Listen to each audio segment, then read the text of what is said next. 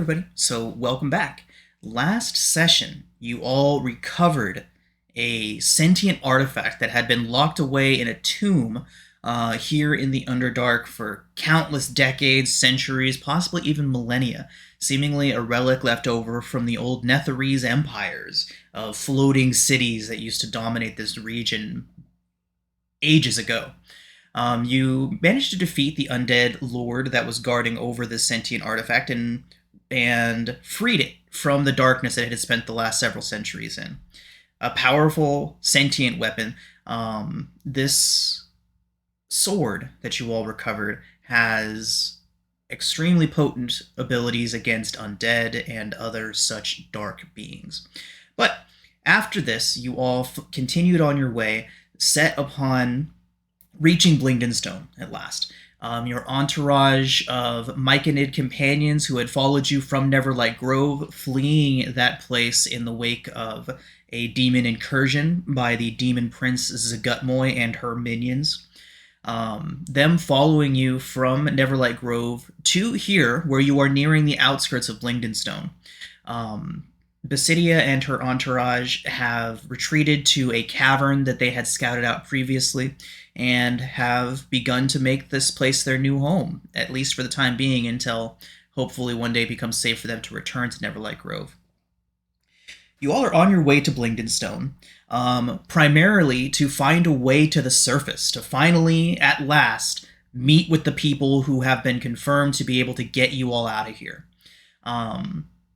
So, that is where we are now. You all are discussing, you're in a cave nearby. Basidia and her entourage have already separated from you all. Globagul has caught up to you from his rear guard action. And you all rest in a cavern, discussing the best way to approach Blingdenstone. You've heard a couple different things about Blingdenstone, namely that they're not really receptive to drow in the city. They're not like a kill-on-sight type of situation. However, the very fact that you have drow in your party could cause complications, could make things a little less smooth for you all. So the last we left off, we were discussing how best to approach the city and prove to them that your companions mean no harm to the city. Rolling new portent dice, you got it. Fresh, go ahead. So, Topsy and Turvy, freshly shaved, their layers of fur gone, look much like any other deep gnome that you've ever seen before. They resemble Jimjar, your old companion from way back when, who selflessly sacrificed himself so that you all could escape from the clutches of Ilvara's priestess and their minions. So, yeah, Topsy and Turvy would tell you all that Blingdenstone, about a handful of years ago, they shaved themselves. Put that on your D&D bingo card. Shaved deep gnomes. Freshly sheared. Freshly shaved deep gnome. All right. So they would inform you that Blingdenstone was attacked by drow some time ago, several years ago. And the city was essentially destroyed, overrun by the drow in retaliation for the deep gnomes coming to aid Gauntogrim when the drow attempted to invade that city and nearly succeeded, were it not for the brave actions of several heroic figures, including the fabled Driz Do'Urden, and his companions. The deep gnomes of Blingdenstone arrived at Gauntogrim just in time to turn the tide of that battle and send the dark elves scurrying back to their homes. However, some years after, the drow, being the vengeful individuals they are in Menzo Baranzan, came back to Blingdenstone with a full assault that the gnomes had no time to prepare for or any chance of repelling. So after that assault, Blingdenstone was destroyed and evacuated, and now, some 4 or 5 years ago, a couple of individuals who Topsy and Turvy would tell you go by the Diggermatics, a husband and wife, returned to the city with explorers, brave adventurers, and several of the surviving deep gnomes to try and reclaim the city. Those efforts are currently underway, and that is why they are so weary of the Dark Elves. So, we can assume that you all have finished your long rest. What would you all like to do?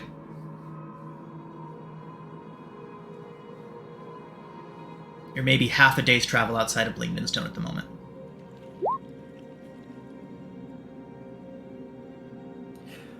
Brandis, you've performed miracles. Can you show them you're not you're not like the other drows? Can you show them that your goddess is different?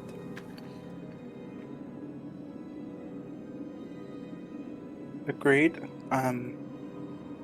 I know you, Gresh, and I know you, Gresh, kind of wanted a more secretive approach to get myself and Sareth into the city, but I do think just being upfront with them might be the best decision in the long run. Or possibly go along with them.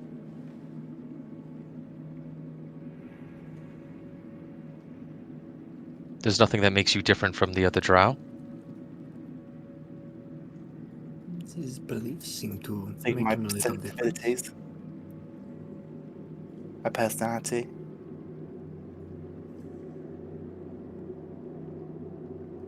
The fact I haven't killed you all yet.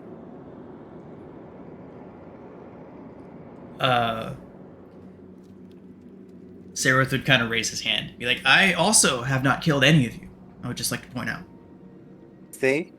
I'll point between both of us. Good drow. Sareth nods. Admittedly, it's a low threshold, but still. Aranas really tries to beat Sereth over the head with his goddess and his beliefs to convert him. These actions have never proved any harm. He shows that he can work some form of positive miracles. It may change the beliefs of how the deep gnomes start to look at drow. Thank you. I take some offense to hitting him over the head with, in terms of my religion, but thank you. Well, the fact of the matter is we can't just go in. You and Sareth are going to have trouble. Beat Turvy. They look towards you. What do you think? Do you think we should just be upfront when we get to your city, or They would should we employ say that subterfuge? the worst case scenario is that they make you go wherever you need to go under armed guard. They wouldn't arrest you two, especially being here with Topsy and Turvy, and they're not oblivious to the happenings in the Underdark. Word of what you did in Sloopledoop and Gracklestug have likely reached them. They know that they probably know about you all already to some degree. Topsy and Turvy say that the worst that they would do if you make a bad impression would be to make sure that you're traveling under armed guard. But they would also say that there's a lot of work to be done in Blingdenstone. If you all offer to help, it might help smooth things over regardless of who's with your party. Except for Globagul. Globagul should probably wait outside.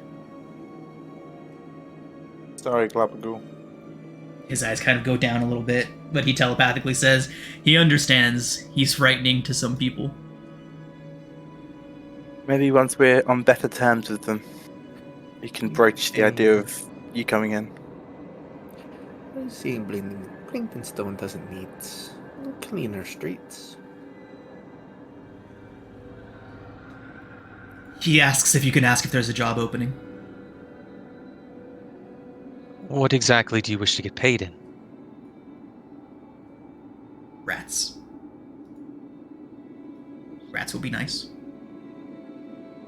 Rats. You'd be better off in Waterdeep.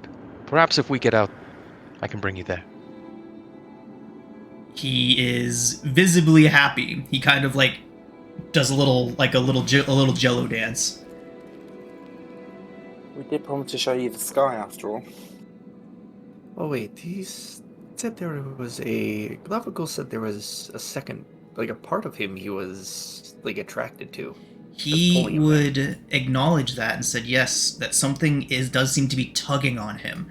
And as he does that, you can see like the center of him is kind of like almost imperceptibly being pulled in a certain direction. And he says, "I can tell exactly where the city is, and something seems to be pulling me there." And you can see it's actually like kind of a physical pull, but it's very light. He's very easily able to stop it, to resist it.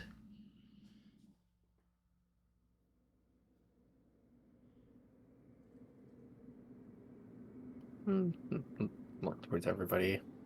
Should we allow him into the city if he's being pulled in such a manner? Well, Topsy and Turvy? They would say that he should probably wait outside. Not just because of the pull, but because of the fact that it's going to be one thing to get them to let the drow in, but to let an ooze in, I don't think any amount of convincing will convince them that this ooze is a good ooze. Fine enough.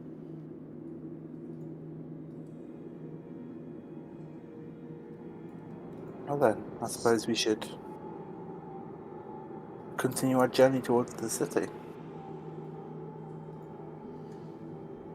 Topsy and Turvy say they'll let Globagul know when he should probably start hanging back. But until then, you still have a ways to go. Maybe Topsy Turvy, you could tell us a bit more about your city. Maybe some do's and don'ts for myself and Sareth. They would say that it is a strange an oddity in the Underdark. It's a warm place, well lit throughout the days and nights, by bioluminescent fungi, warm colors and tones. They say that it's a very different place than what we expected. Even after the attack and during the rebuilding process, it didn't take them long to start rebuilding it. They would say that it'd be best to not mention the fact that they're were-rats. They say that there's kind of a bit of a issue going on in the city regarding that. And if they were to find out that Topsy and Turvy were were-rats, they would either toss them into the Whisker Warrens or out of the city. So best not to let them know.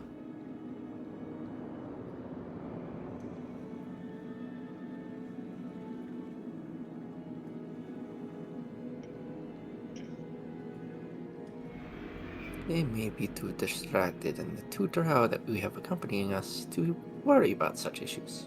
They nod. They say they've got at least a couple days until their fur grows back, so.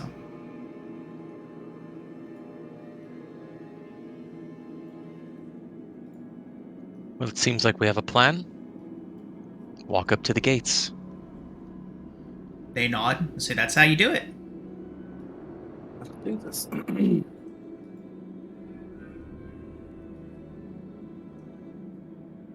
So the gates are always well guarded. There's always travelers and traders, deep gnome and otherwise, coming and going from the front gate. Your presence won't be anything too shocking, and as long as they can convince the guards that the drow mean no harm, should be able to get in, no issues.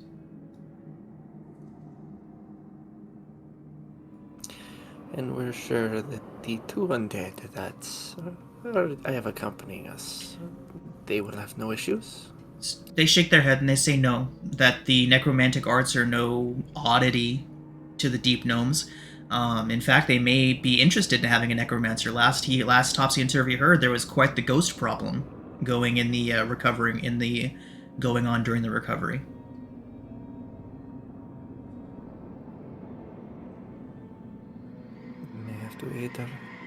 May have to find some way to eat that.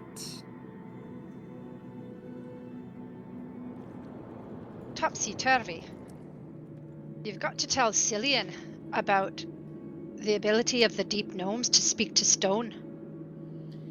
They nod, and they would say that the deep gnomes have a affinity with the stone. Not unlike the Duergar, but a more mutual relationship where the Duergar would bend and break the stone to their will. The deep gnomes coax it and convince and are more at one with the stone, and they actually have some places within the city where they can speak to it directly. The speaking stones, if you will.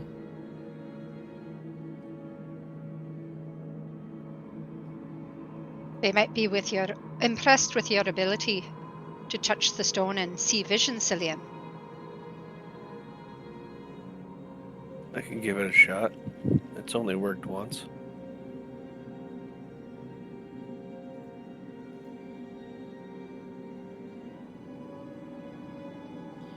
So as you're traveling, you've probably been traveling for maybe 2-3 hours at this point. Anything specific you all would have been doing during that time?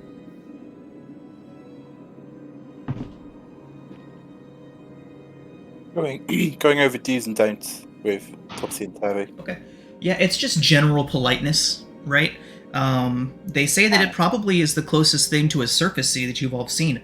A lot of the travelers and other surface folk that would come down here would often comment how they were not expecting it to be so similar to a surface city as far as mannerisms and who's around. They say that there's people from all over the place at Blingdenstone.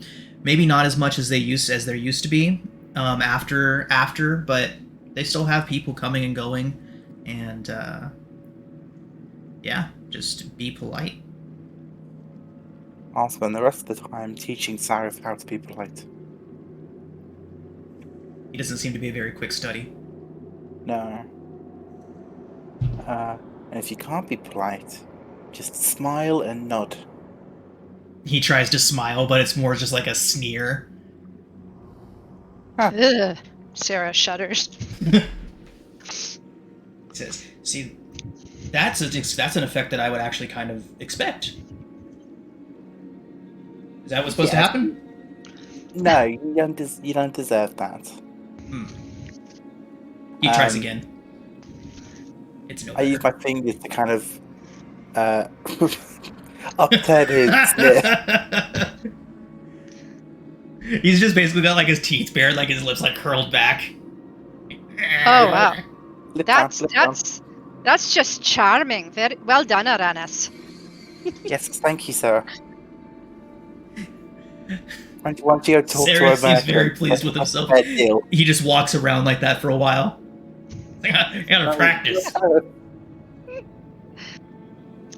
While we are in the city, though, we've got to talk to someone about getting out of the Underdark. I hear they have routes to above ground from Blingdenstone.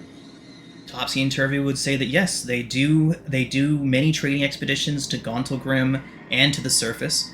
The maps are a closely guarded secret, though. But I'm sure with what you know and what you plan to do, as far as returning to put an end to the menace of the demons, they might be able to be convinced. They should be convinced. The Topsy and Turvy are 100%. They say that there's no way that they wouldn't help you. And we have the little matter of this guy. And Sarah points to the hand on her Right, the shoulder. little crawling claw kind of crawls out of your backpack and onto your shoulder. We've got to find his family and put him to rest. That's where that smell's coming from. The hand turns towards you. It looks indignant. I mean, so I think we're all just kind of assuming it was Sarah.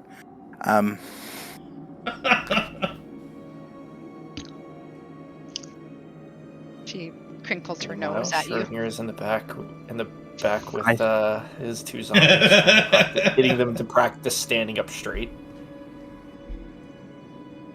Nice. How many days have we traveled since the I was evil just lady about to say. crypt? Let's see.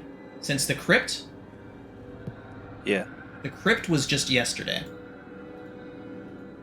So we've taken one night's rest, basically. Correct. I would have planted shroom again, or stool again, in Awesome. his little compost heap. Okay. Why don't every day that you plant him from here forward, we will roll a percentile dice. And every day he'll have a stacking 10% chance to Pokemon evolve, basically.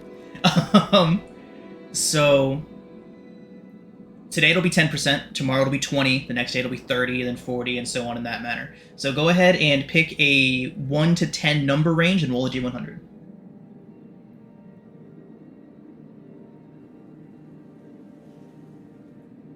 $46 to $56. Nice.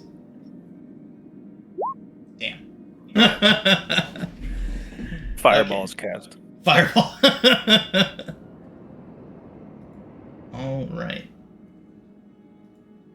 Oh, we don't need another one of those situations, please. Okay. You're done. You're done speaking to dead. You lost your privileges when you cast Fireball. We need cast fireball. Okay. So, about halfway through your day, you begin to see little stone buildings, little caverns built into the wall that were obviously almost like villages on the outskirts of a town, right? Like little groupings of small structures huddled together. Everything that you see out here is abandoned. It appears to have been long forgotten, probably abandoned since the drow attack some 5 or 6 years ago. Topsy and Turvy would kind of look around and they would say that they'd hoped they would have gotten out this far in the time that they've been gone, since you guys have been gone for several 10 days at this point, since they've been picked up prisoner.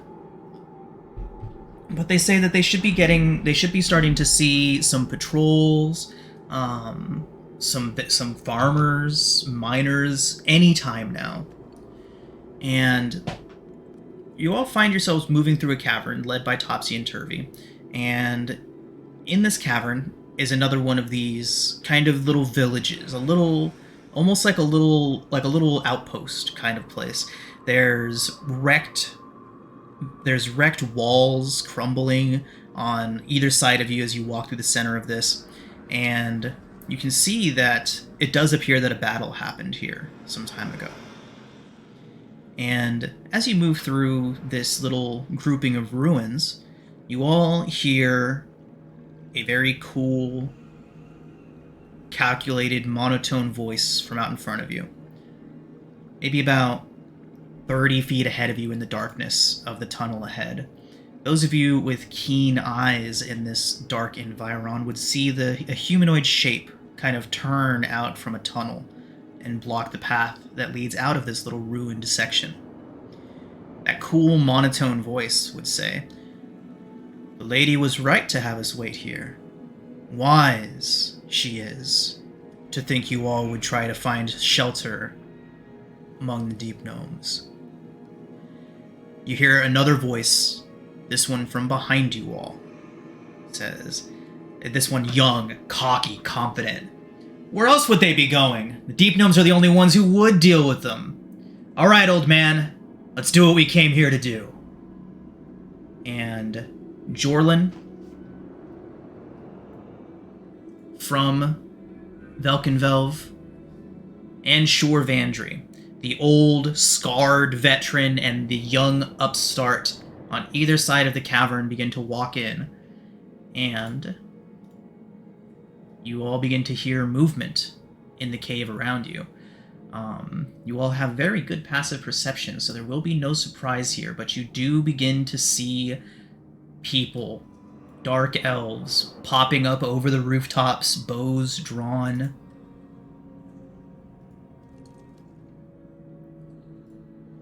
As this ambush set up by Shor and Jorlin goes off, we will roll initiative, everybody.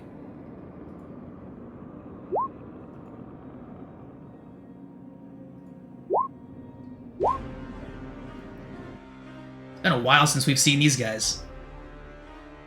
I can't see anything. Can you not? Where are you, Gresh? My screen is I don't black. see you on the map. Let me drop you on.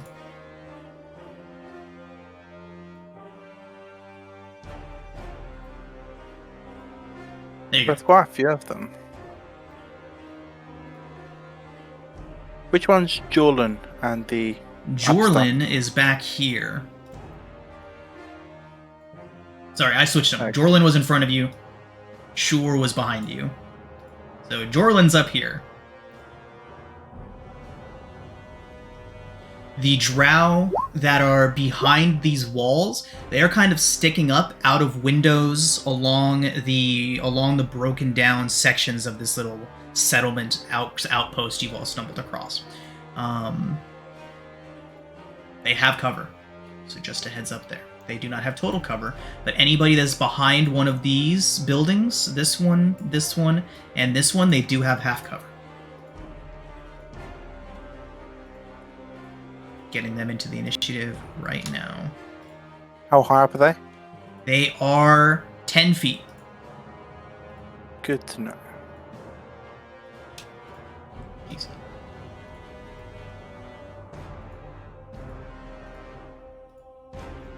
There we go.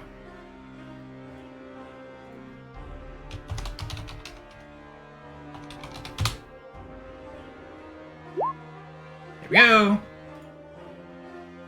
All right.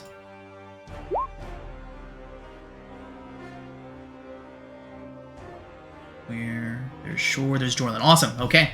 Schrodinger. They reveal themselves. The trap sprung. What do you do? Oh, I certainly love being first in the initiative. What do I do?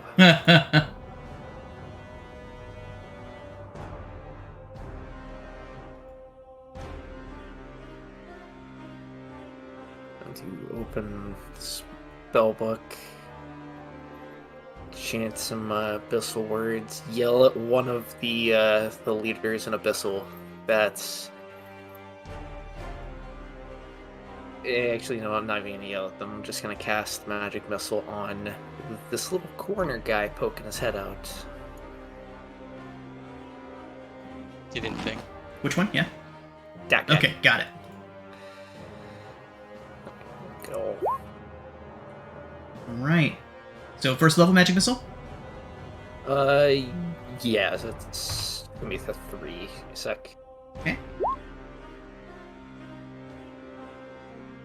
Alright. So 6, 7, 8, 9 points. Alright.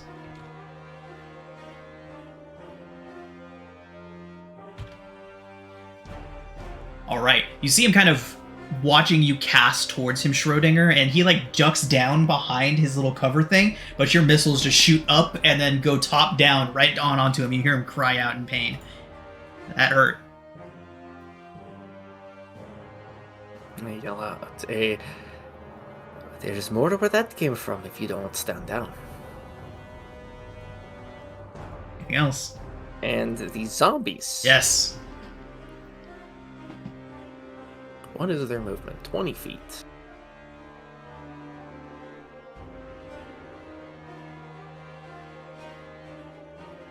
This one is going to close a bit of the gap with this guy from behind.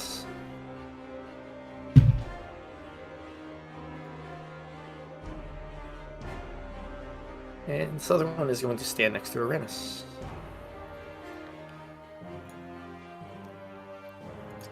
And that is all. Okay. Right. The drow here pops up from behind their little hiding place and lets loose with a pair of longbow shots. One for Aranis. Oh, only an 8 to hit. A second for Aranis, since that one missed. 16 to hit, Aranis. I think that misses. Alright, it is your turn. So,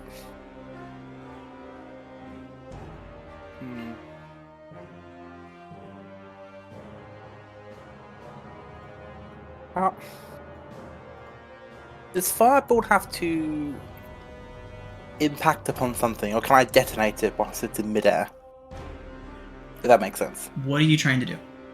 Like, what's the, what? Well, they're 10 feet up. Yes. So, like, if I did Fireball there, I could technically...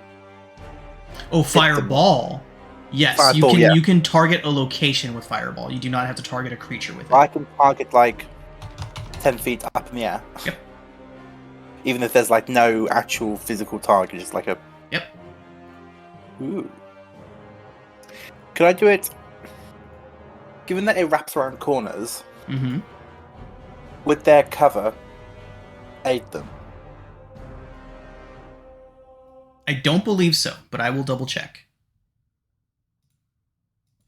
Should we have to hit all? At least that's what it was suggesting. Maximum effect, it looks like you get okay. So maximum effect would be to put it there, but you would miss sure. And him. You're right, he is not in there. Damn, okay. So I guess you only get 2 of them. Wait, Oh, that's not the right size. Is it not? It's one square too small. 8 by 8? If you also move it down 1, you're not in it, Uranus. True. A radius of 20. So it should be 40 across, shouldn't it? Okay, I think you're right. I think it needs to go 1 square out.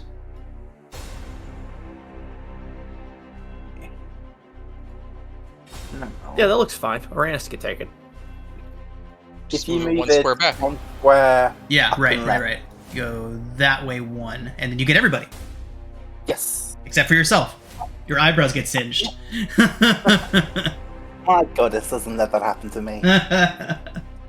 Don't look directly at the sun, and you'll be fine. So yeah, I will clutch my symbol of Alestri as I chant, and I will send a opalescent ball of white fire right in the middle of there, and just yeah, Nice, nice, nice. Okay. die, motherfuckers. Yeah. I mean, let my goddess bless you harshly. Alright, DC and damage. Fireball, come on. Good damage, good damage, good damage. Okay, 25, not bad, bad. not bad. DC 15. All y'all's DCs are getting up there. DC 15 for 25 points. Half on success, no status. We have several failures. Yes. All failures? Oh. Hell yeah. Yeah.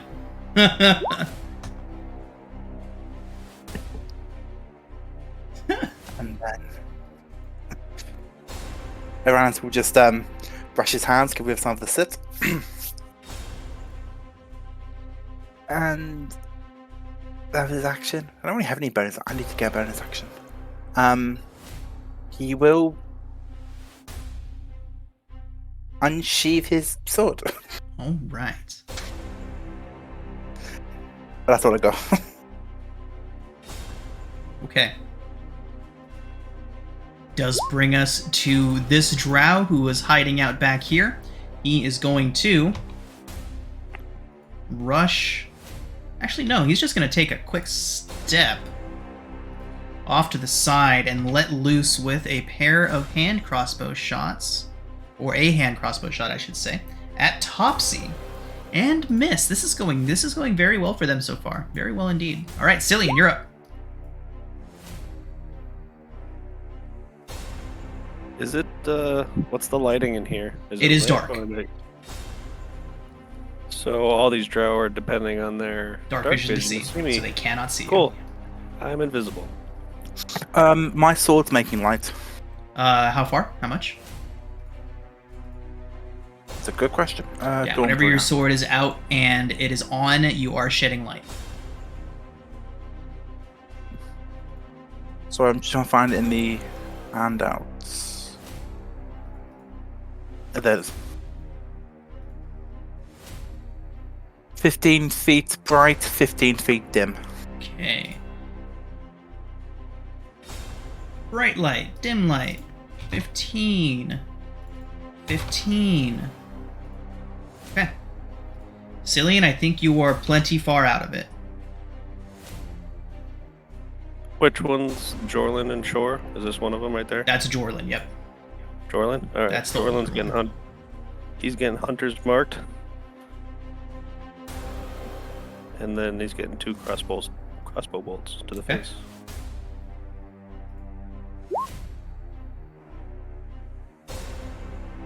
Okay, 19 hits.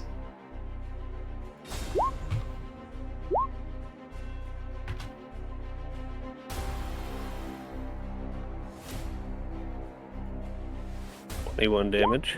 All right. Fantastic. All right, he stumbles back a bit. You can see his limp definitely beginning to show as he tries to correct himself after taking all those hits.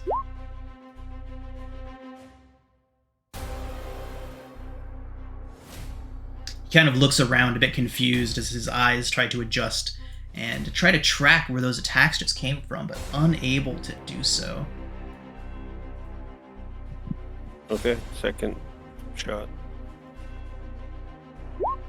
28 certainly hits. Distracting strike. Yeah. All right. You only get Dread 28. Ambush on your first hit, right? Yes, just the first hit. First turn, I believe. First attack of your first turn. Somebody can double check that. That's how Ara was playing it, I think. Start of your first turn, each combat, your walking speed, which lasts if you take the attack action on that turn, you make one additional melee weapon attack as part of that action. If that attack hits, yeah, so it's just on that attack. So just on the first attack. Oh, my bad. First. Okay, go. Ignore that 6. Okay, so we're looking at 19, 22? 22, yep. 22, fantastic.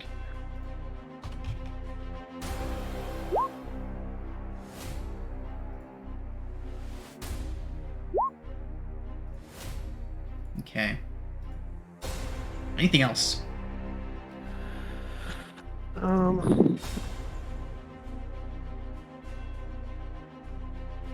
Yeah, I'll action surge. Okay, nice.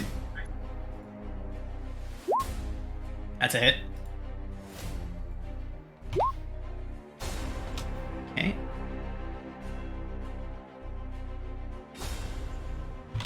And just because I'm double checking again, if I action surge on my first initiative, I should get 2 more attacks, right? So if you take the attack action on that turn, you can make one additional weapon. So yes, so you can do it again if you action surge. Oof.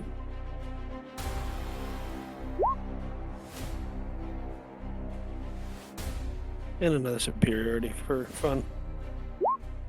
Right, wow, okay. So... another 16.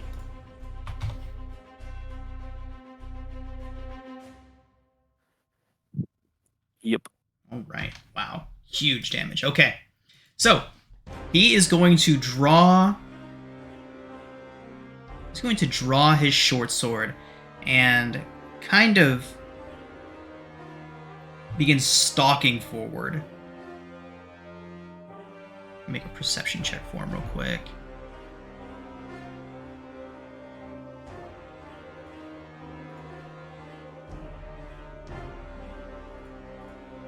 Okay, very good. Okay, so he stalks up to near you, Cillian. With a 19, he can get right up next to you. And you hear him shout up. It's a opportunity attack from the zombie then, right? Yeah, yeah. He would walk right past that zombie. 13 does not hit.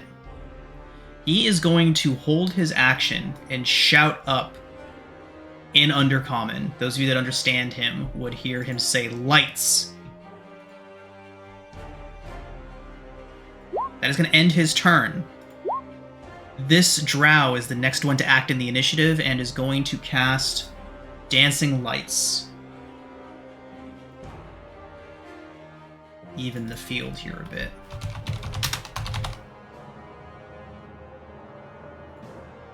Alright, so we'll put 1 here. It's 4 things for Dancing Lights, if I'm not mistaken. 4 torch sides lights that shed 10-foot dim light.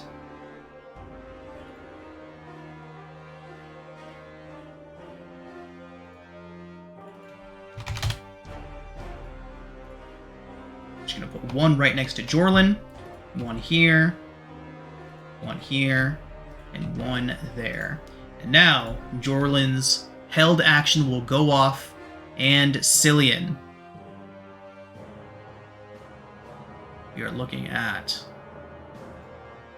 2 short sword attacks with a 17 and a 25 to hit Cillian. Both hit. How dare you nerf my brand new ability? Smart enemies act smartly. They do. All right. So, we're looking at a grand total of 14 piercing and 27 poison.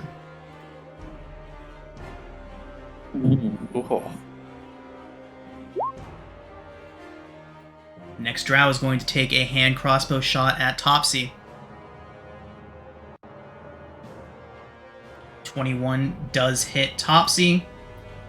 He only takes 2 piercing, but we do need a con save from him.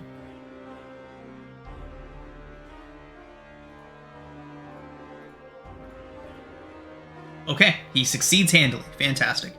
That is that Drow's turn, which brings us to Shore.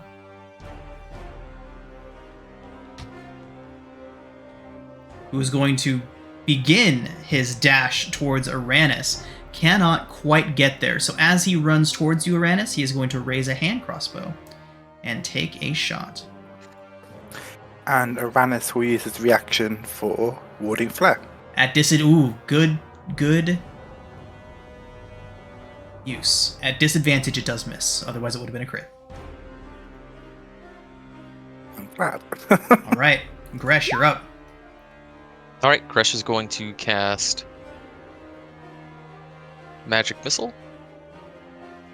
Gonna send so 3, 4, 5 bolts. Jeez, nice. I'm gonna cast it 3rd level, and I will cast 2 bolts.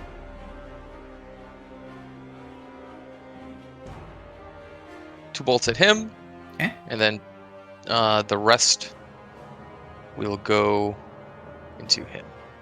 Okay.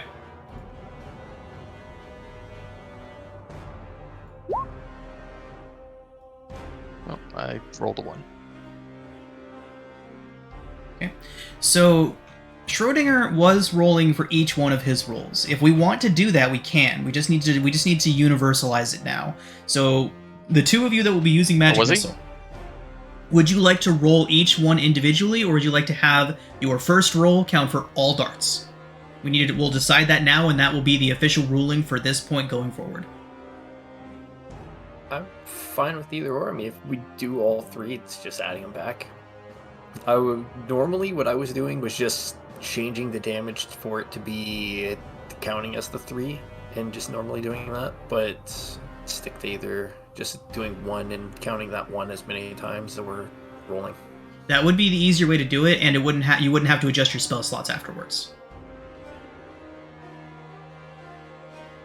Okay, so we'll go with that. So the roll that you get, all magic missiles from that casting are going to be that much damage. So Okay. 2 for each bolt. So you said 3 of them going for this guy and 2 for Jorlin? No, 2 for this guy, Okay. 3 for Joel. Got it. That does take him out. And then Jorlin takes 6. Unblockable. Fantastic. Okay. Take a step back. That's the end of my turn. Eldeth's up. Eldeth will take a shot at this one. With her longbow. Okay.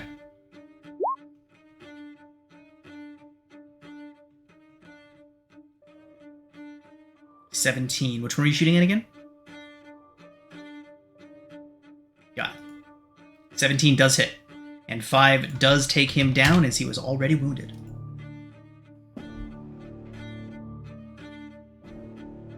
Okay, she will turn and shoot at this one.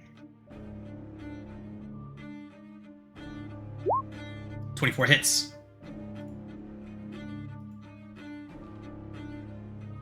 And she will use her Archer's Eye and and roll a d10 and add the number to her damage. Nice. Okay.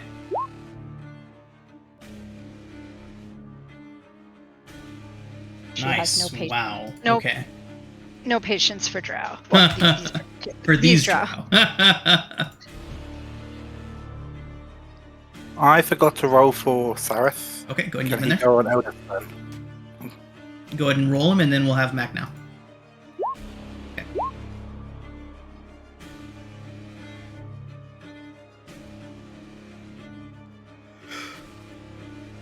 Alright, If let's go. Eldith's done, Yes, she's done. Sareth will withdraw his sword, approach this one, and try to stab him in the back. Okay.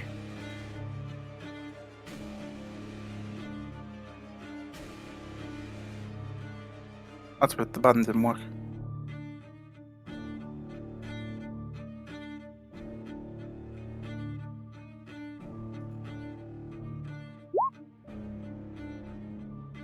$17 does not hit. Neither does 14. That's all he got. Sarah. I've been waiting forever. Okay, so 1, 2, 3, 4, 5, 6. So she'll move 1, 2, 3, 4, 5, 6. Okay. Jarlin, we meet again. You're still on Ilvara's leash, I see. A true soldier is never on a leash. I give you a moment to stand down. He he just looks towards you and sneers at you. No response from him. In that case, you shall die like a soldier. And she'll pivot on one foot, raise her long sword, and bring it down on him. 17 does not hit. She will try again. He knocks your sword aside. I'm going easy on you. It won't be that way the next time. So she says. Oh, sorry. Hold on. Wouldn't that first one have advantage because of distracting strike? Ooh, 23. 23 would Yeah. hit. Oh, I'll not go easy on you after all. And she'll slash him for 11. Okay.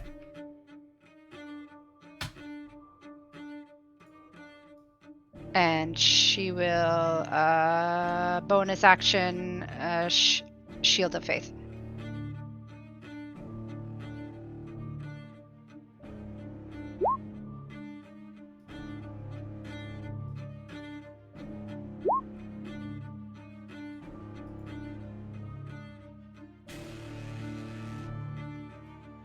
Okay. All right. Schrodinger, we are back around to you. To wither and bloom on Mr. whatever his name is. Okay. Jorlin. Jordan, that guy.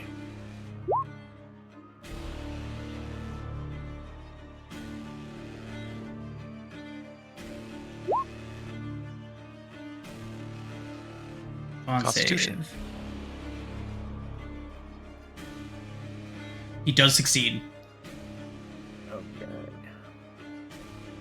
Wait, why is my spell save different on... Your character sheet than it is on this? I don't know. Yeah, according to my sheet, it's 14. Okay.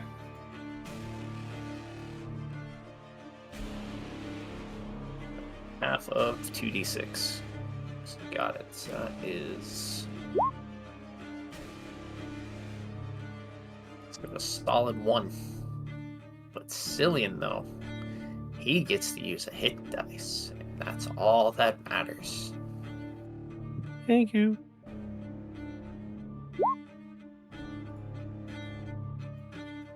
Yep, that's all that matters.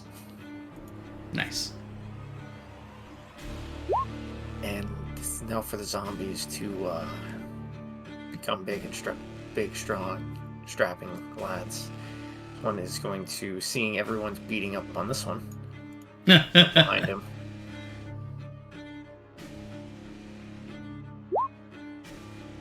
It's 19 hit? 19 would hit. if he didn't parry it away, which he does. Ah, you suck. The other zombie is going to step in front of Uranus.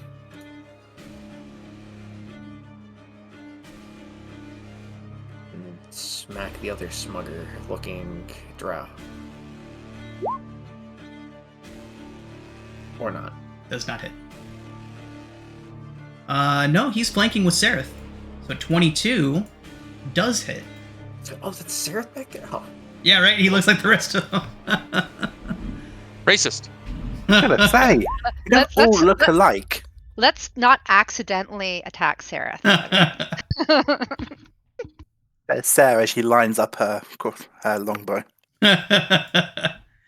Okay, so 8 points. Very This good. is 8 on the second hits. Or, yeah, for the zombie. If nobody would have said that was Sereth, probably would have got a fireball, just saying. Never looks happy. So Uranus. he looks the same.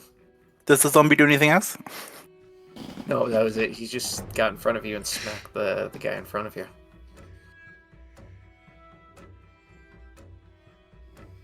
I will step there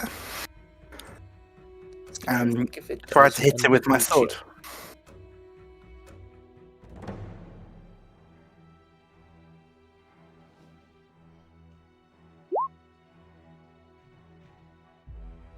$16 to hit. 16 does not guess- hit. Yep. I'm gonna use my not superiority. Oh, what are you doing? I didn't have a second attack. Oh, bloody hell. You don't have a second attack, but I will use my 15 portent dice. So it's 15 plus your 8 to attack. Wow, thank you. What does that get it up to? Like 23? 23. Fuck. Can't do anything about that.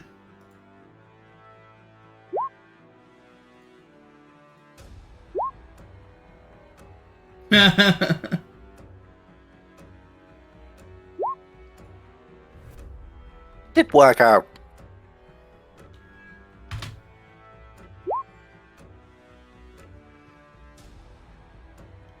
All right. Anything else, Uranus? Yoda time.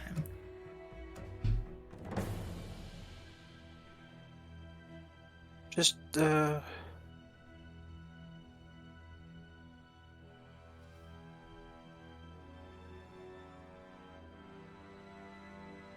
I'm not sure that should be radiant damage on the left. Dawnbringer? The Yeah, on the sword left-hand that's side. made of glowing white No, light? no. Because it does normal damage, and in addition it does... Do it? Not all the damage is radiant, is it? I'm pretty sure all of it. The sword, the blade is made of light. It is a lightsaber. It's a lightsaber. I'm pretty sure all of it is radiant. Let me double check Fine. that. I will use my bonus action to cast Sword of Faith. Nope. Spiritual Weapon, that's the one. Sword of Faith.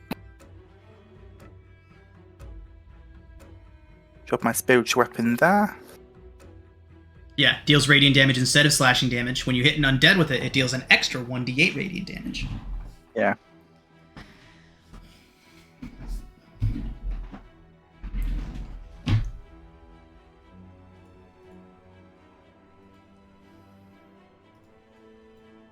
Right, anything else? Spiritual weapon there. Okay.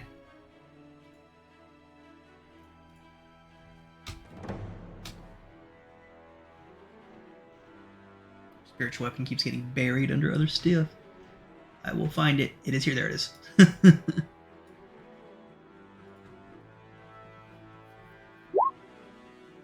21 to hit. 21 would hit if he didn't parry it, which he does. Yeah. Okay. Bad man. And that's all I can do. Okay. Jeez, okay. Now I'm making quick work of these guys. Alright. This guy back here from his little cover is going to do another ham crossbow shot at Turvy and miss. Brings us to Topsy and Turvy, who are going to return the favor with some hand crossbow shots. North hits. North misses. South misses. South misses. All right.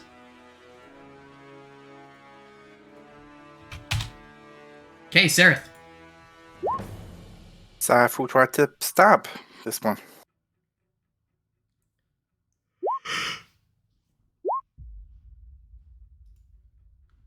We get Those 18 and both 20 hit. hit. Oh, really? Mm-hmm. He already used his parry.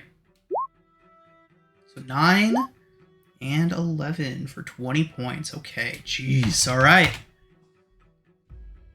All right.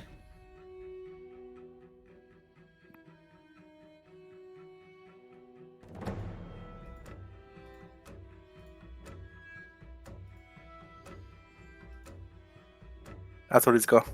Cillian, back to you. Cillian will see his backup has arrived and say, "Looks like you got this handled. Watch out for that blade. It's quite poisony." And I will take the disengage action. Okay. And I am now one with the Force because I am back in darkness. Nice. He has lost track of you Yeah. again. Bonus action, second wind. Also, a point of order, Cillian. Whenever you make a shot from darkness and your targets cannot see you, you have advantage. Oh, I can't wait for next turn because that's all I got. Jorlin is not happy. He is hurt, but he is stalwart, if nothing else, and is going to continue his attack. He is going to focus on you, Sarah, with these 2 short sword attacks. It's a 21 to hit. Nope, glances off her shield. Wow. What about a 26? Ouch. Okay. Jeez, okay, 10 piercing and 10 poison, Sarah. Okay. Let's see what else he's got in his back pocket. So she's resistant to the poison, so she would take half of that. Correct. So that's 15. Okay. Okay. Okay.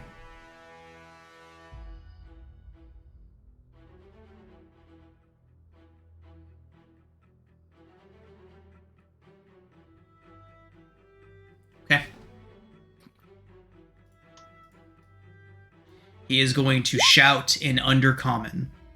Sure. Disengage. We have lost this fight. He is going to use his bonus action to disengage. And then he's going to run away. He only makes it... Coward! He only makes it 2 spaces off the map. Is it in a straight line or around a corner? Straight line. We'll say he's got 30 feet of straight line before he can get... Well, no, he dipped out of a little alcove, so that's just a little thing. We'll say that he ducked into that. No, he's got a straight line. He's got a straight line until he is out of sight and able to escape fully. So he's 10 feet off the map now, with 30 feet left until he officially escapes. We'll go ahead and do that.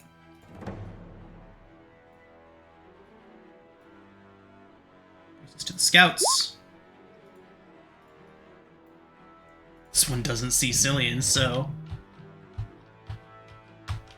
Runs right past you, Cillian. Doesn't even notice you. Yeah, stick my foot out. I'm just kidding. It turns and fires a pair of longbow shots at Sarah as he flees. Sarah, it is a 6 and a 15. Both miss. That guy did. Sure.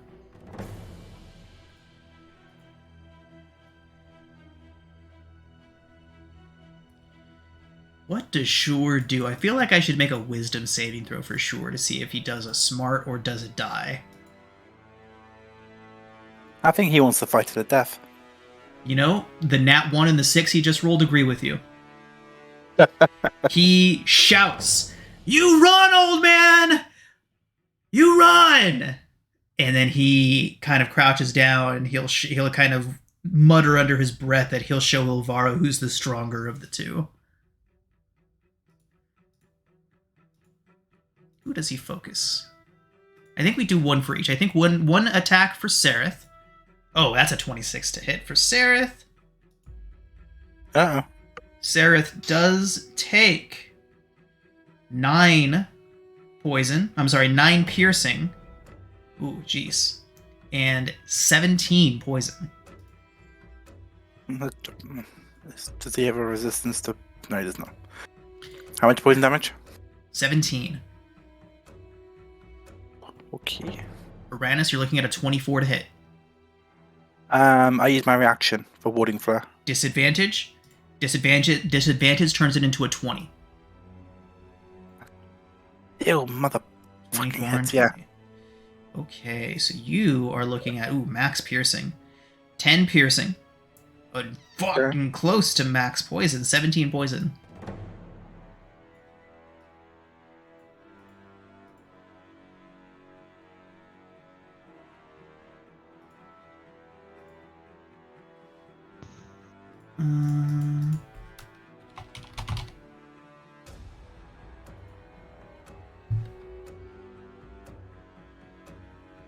Okay. Gresh.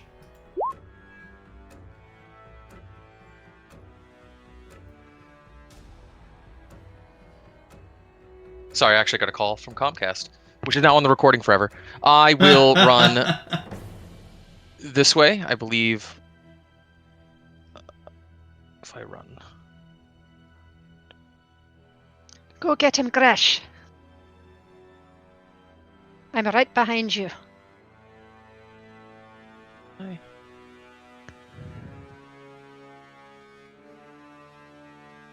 Okay, I think I could see him from here, right? Do you have 30 feet, 60 feet? What's your dark vision?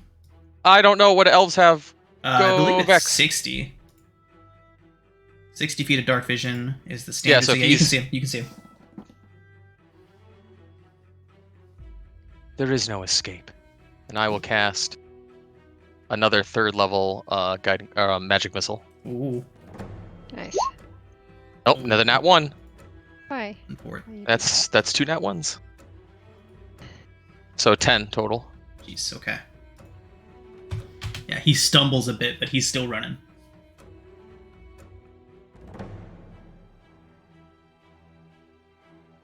There is no escape. Give up. And I will use my owl to give the help action to this guy, and then do a flyby and fly away. Over here.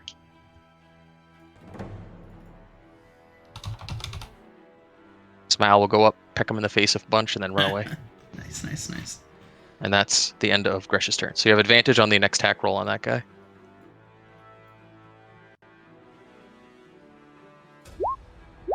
It's dead. Eldeth. Okay.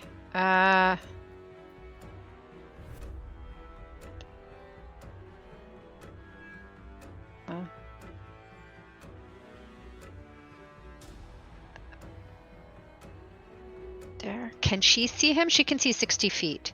He is 10 feet off the map, so 10, 20, 25, 30. Yes, you can see him. Okay. Then Eldeth will take her longbow and take a shot.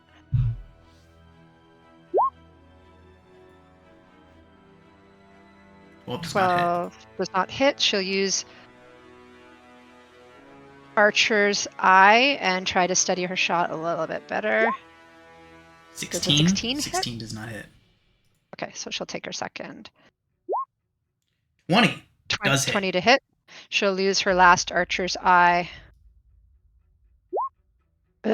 12. Okay. Arrows sticking out of his side. He continues to run. That will be her turn. Your turn, Sarah. Okay. So Sarah will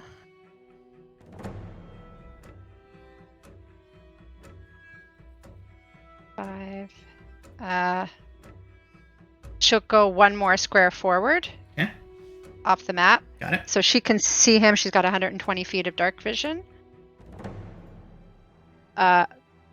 She will throw her javelin at him. If you're 1 square off the map, you should be right next to him. He's 2 squares, isn't he? Yeah. I thought he said Two squares. He's 2 squares off the map. Oh. So I can hit him now. Yes. Ooh. Oh, excellent. And he'd have to disengage to run away further. Not good for him. Okay, so she will. I gave you a chance, and now you will fall, and she will hit and use sessional. Please, for the love of God. 26 hits. Okay. All right. So she'll do her damage, and then she will smite on this turn as You well. need a lot. Okay, yeah, I don't think you're gonna get him, but you can. Right, I have a second attack. Oh, okay. You have to deal 28 points of damage this turn. Good luck. Okay, so she'll. This round, you mean? This round, yeah. Okay, so she'll smite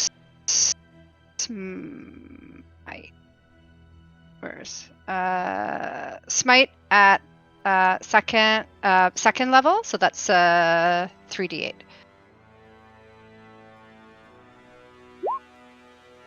Nah, shit.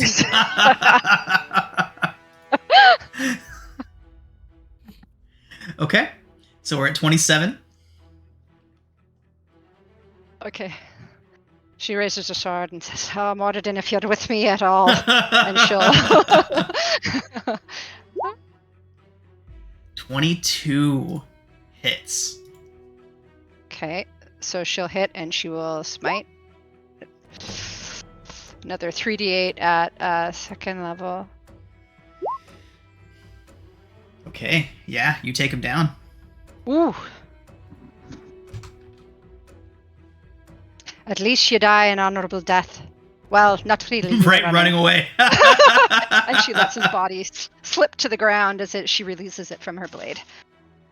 A sword in the back. Honorable shot.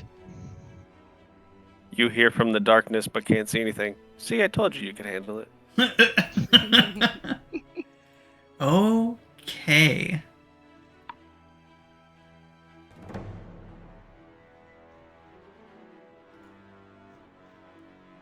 Good job. We killed probably a story critical NPC that he has to think about now.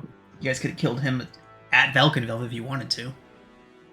I was hoping he'd have a change of heart. Like, I mean, Jorlin was the more likely of the two. yeah, because he wasn't treated well, right? So, respectfully as a soldier. Anyways. Now we'll never know, for he is dead. Well, yes. All right. Okay, who is next? Schrodinger.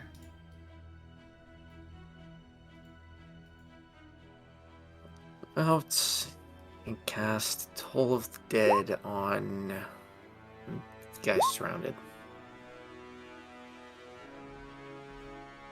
Okay, wisdom save. Wisdom save. Wisdom saving throw result is a failure.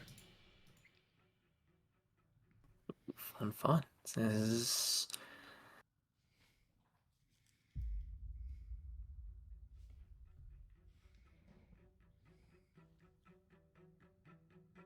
is what? 2d12, I believe. 13, very good.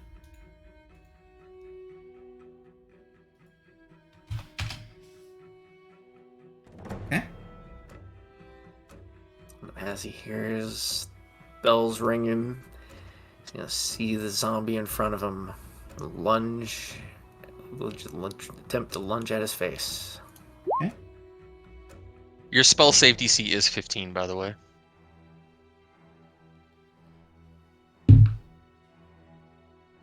Oh, now it's updated on there. It shows 14 on there. No, it's not adding the proficiency bonus properly for some reason. On your sheet, it's right. The same thing with mine. Weird. It's a 13 Interesting. hits for a slam. Okay, 13 does not hit. And he is alive for now. Okay. Renis. Grant him mercy, Uranus. We could use him. Does the zombie do anything else? No, the zombie in front of you is the one that tried slamming down on his head. The other one's next to Eldeth. He only got 20 feet of movement. He won't make it there for time. Aranis will try to No, hit wait. him. Well, you could do this guy. That guy's alive? Yep, he's very much There are alive. Sorry, two- you might there not- are the Three zombie drow. will- There's Shore and a pair of drow scouts that are still alive. Oh yeah, so the other zombie will move over next to the invisible Cillian and just slam down onto that drow that's leaving. You have advantage because of help. Oh yeah, your help, you pecked him. 21 Yeah, hits. 21. 10. Okay.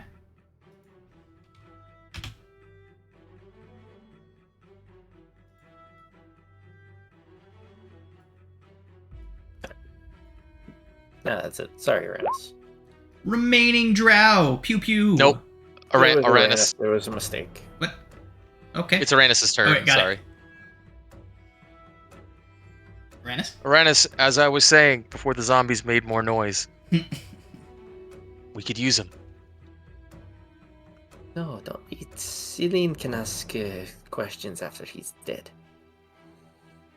Okay, I try to We stab don't him. need him. Stab. And probably miss. 16 Yep. misses. I wish I had advantage. You should turn advantage on so that you can know if you want to take your inspiration or not. Just for future Yeah, reference. I know. I hit him with my. I tried to hit him with my spiritual weapon. 19 does hit. Oh. 8 force. Alright, alright.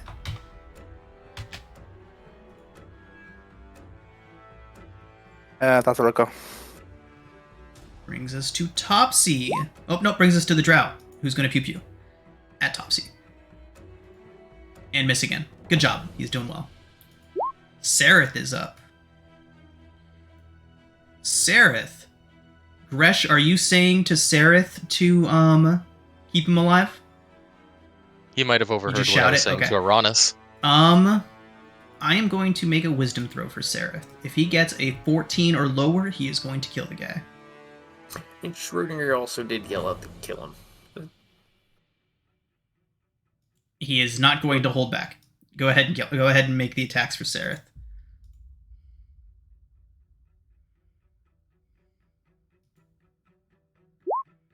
$22 hits. 16 does not. 20 does hit.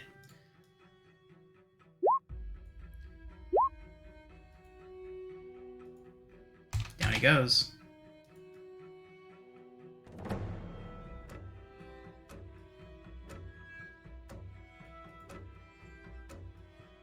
Anything else from Sareth?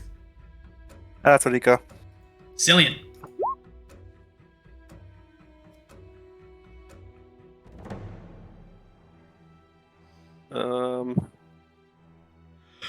Just because I want to try it, I will cast.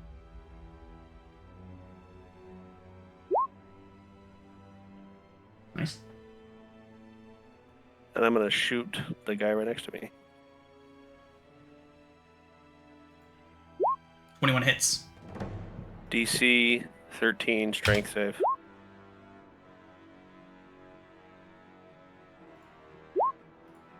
He does fail. Yay! First time it worked. Right, it is. He's restrained. Right. That's grapple. Here, look. Strained. There we go. Sorry, I gotta read this damn thing.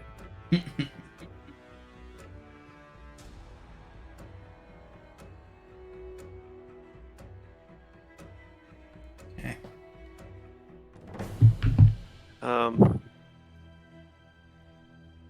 Yeah, that's what I got. He takes some damage for now and can't move. Jorlin is dead. Drow Scout is trapped and is going to begin lashing out in his trapped state. Zombie. 18 to hit. I think that's it. Yeah, that's it. For 8 piercing. Followed by a miss. Shore is dead. Brings us to Gresh. Gresh will cast Firebolt at that one that is tied up. Okay. By chance, how much was that miss? If it was at the zombie, if it was like at 8 or higher, it probably hit. It was a 7. Okay, yeah, never mind. Gresh, he is very dead. I will explode him in flame. The dancing lights go away.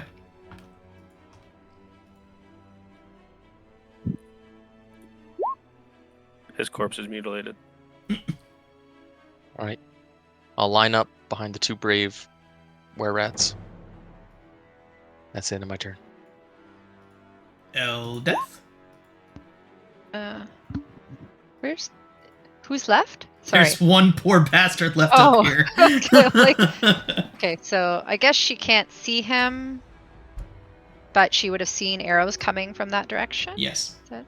Okay. Can she see him? Yeah. From Okay. there, definitely. Okay, so then she will launch her longbow. 18? 18 hits. And 8 does take this one down. Fantastic. All right. All of the drow having been felled, silence descends upon the cavern. We are out of initiative. Wow. Here I was thinking that might have been too tricky of an encounter for you guys, but nope. Handily successful. Cillian, help me search this soldier's body. Sarah, after you're done searching him, can you Okay. drag him over here to this other one for me? How far we've come. Sarah, if we find a sending stone, don't tell Uranus. He'll just blow it up. I heard that. With He your might like have- 20 perception. He might have instructions from Elvira or other missives. Can't believe you're getting in between me and my ability to contact my mistress. I mean our enemy. Sorry, that I don't know where that came from. Righty then. So I'll search this one. Okay. with Cillian's So help, you're searching she'll shore? search. Yes. Wow, I was not Uranus expecting to do search. this, but we are going to put a big ol' X over Shore and Jorlin. I think Jorlin's the bastard who has my prayer book. Yeah, I'm gonna help Uranus search. Who are you No. searching? Oh, sure did. The young boastful drow Yeah. elf took my prayer book. So then that just leaves Made a show of Elvira taking it from herself me. and Asha are your 2 remaining jailers. And My prayer Asha, book back. if y'all don't remember, had some thinking to do after the last Oh. encounter. Yes. That's right. Didn't I get to her? Was it me? No, Brazen. Trazen saved her. Brazen. Yeah. She was Oh dying. yeah, I tried to kill her. Raisin's a good guy. He was. Your moral compass is gone now. We only have evil characters left. I think Cillian would go back, every once a year to just Gracklestug and be like, "Hey, bud, how you been?" Nice. If the world doesn't end. If the world doesn't end, yeah, that's an important distinction to make. I think Uranus would definitely recommend that we have a short rest, or at least let's take a breather before we get back on the trail. Speaking of you searching Shore, you do find your prayer book. Yes. Wow, I haven't looked at that in a long time. And anything else that they had on you too, your personal effects, things like that. Trinkets they would likely have on them. Oh. Like, I get my +5 staff back. Yay! Your +5 vengeance bringer greatsword. Yes. Of Alestria, yes. No. The Holy Avenger you left behind at Velkenvelv? I've been very sad with that, yes. Okay. Do they have anything else on them? Each of them would have their weapons. They would have a lot of poison on them, as they are wont to do. So they would each carry 2 doses apiece of poison, contact poison. It is an enhanced drow poison. Holy hell. Okay, so after application, for the next 1 minute, your weapons do an extra 3d6 poison damage. Oh, wow. What is there an action to apply it? It is an action to apply it. Can you apply it to flaming swords made of energy? Unfortunately not. No, you cannot.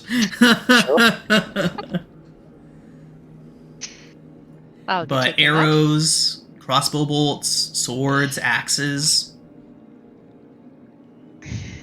I guess if we ever plan to ambush someone, it's a good idea. Topsy-turvy. How is Blinging Stone going to be reactive to the skeletons? Or zombies? Schrodinger did ask that question earlier, and they will be fine. They'll actually likely be happy to see a necromancer, as they have been having trouble with undead.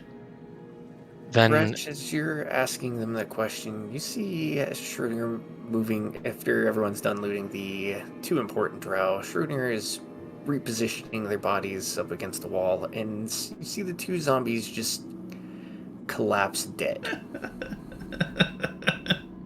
So And- unsentimental. And Schrodinger flips open his black spellbook, cutting his one of his pads on the edge, pulling out some salts from his components and rubbing it into his wounds and putting a hand on both zombies' heads, and he's going to resurrect the 2 important ones that we I just should have killed. seen this coming. I really should have. Schrodinger. Sorry, not resurrect. He's going to animate the 2 of them. Oh, great drow zombies. Yeah, Shore and Jorlin zombies. That'll go over well next time you see Elvira. Real well. Before you do that, do you want me to question them? Why I'm am I sure Scottish you right can- now? They're still dead. Shouldn't affect anything. You can't cast on undead. Yeah. I mean, I mean, that's cool. Whatever. got 24 I mean, I don't think the magics intermingle very well together. Is there any ruling on that? Any room in that? What do you mean wiggle? I mean, it does take him a minute to cast it, so you have a minute to talk to him. We allowing this DM while he's Yeah. conjuring? Okay, I will use the stone speaking crystal to talk to not Jorlin, the young one. He was Avara's Sure, favorite. okay. Yep. Right? Mm-hmm. Right? Yes. Sure was the favourite.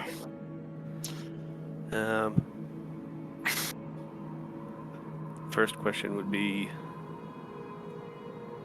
where is your Lady Elvira right now? He comes to, kind of opens his eyes, looks around. Says, "Coming for you."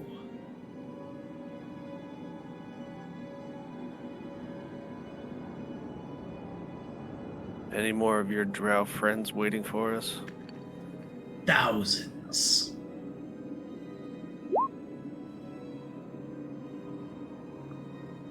We're doing this before Schrodinger revived him. I look to the group. Anybody else got any ideas? Ask how he feels on being a zombie. How do you feel about being an undead thrall to my feline friend right here? Kind of looks over at Schrodinger. would he say? He would probably say, likely the same way that you'll feel when she kills you. Ask if he has anything to confess That was before 3. his soul meets oblivion. What was the Still in, question? I'll give you like a, wow, what a priest, and I'll ask him, do you have anything you'd like to confess to alleviate your soul?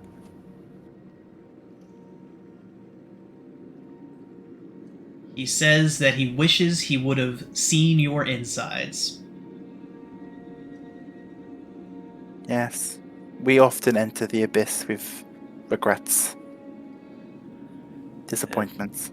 My final Just- question would be, who does number 2 work for? And I fart and walk away.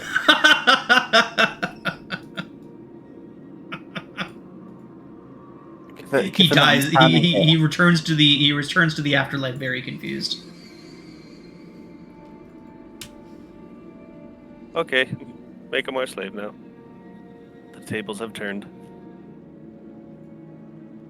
Proceeding with the animating of dead. Okay. And next session, I will have official zombified Jorlin and Shore tokens for you.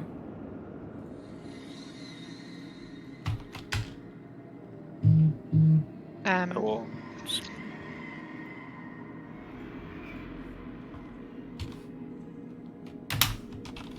Anything on Jorlin of use? You guys found the poison that was on both of them, so Okay. we have that. And aside from that, they would, of course, each carry a sending stone. Aside from that, just their weapons. No gold, no valuables. Any trinkets that you would have had on you in Velkenvelv, you would be able to recover from them now. Okay, so Sarah would retrieve a talisman of her Durgar mother's clan or tribe that she had with her originally.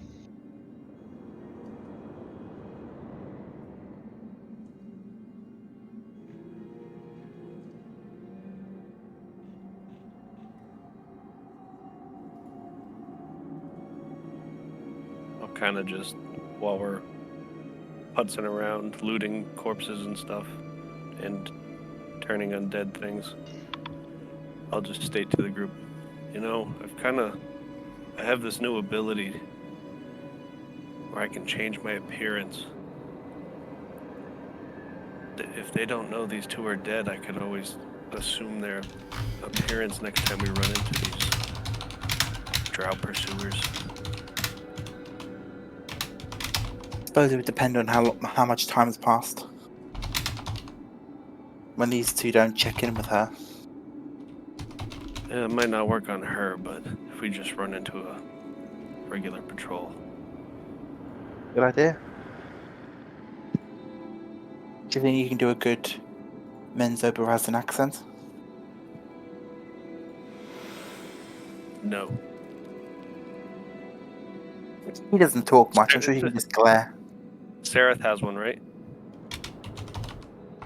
I would assume he's from there. Yes. All right. I will just start doing my impression of Sareth. Hi, I'm Sareth. I'm an emo guy. How was that, Aranis? Spot on? Yes, I know. Trying to resist my laughing. Yes, that was quite good.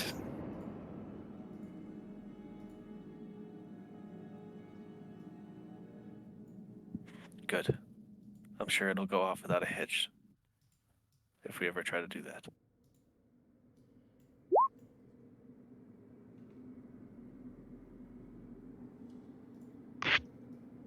So we're doing a short rest, correct?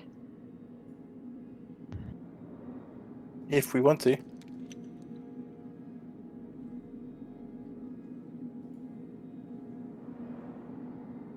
I think that makes sense. Okay, so I'm gonna. While you're discussing practicing your Menzoberran's and accent, Jordan's just gonna be reading the Liamud's tiny hut spell scroll again.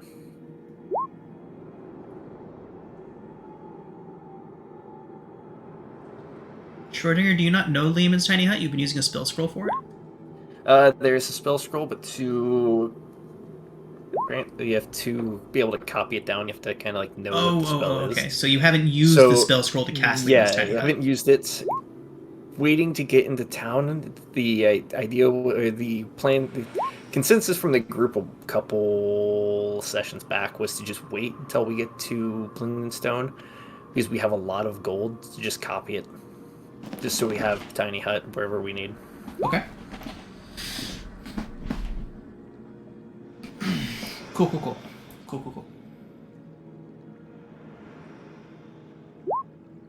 I take it we'd get a short rest without issue.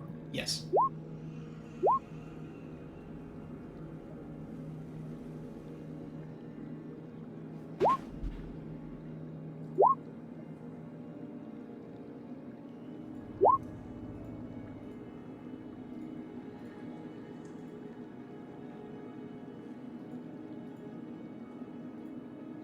Okay.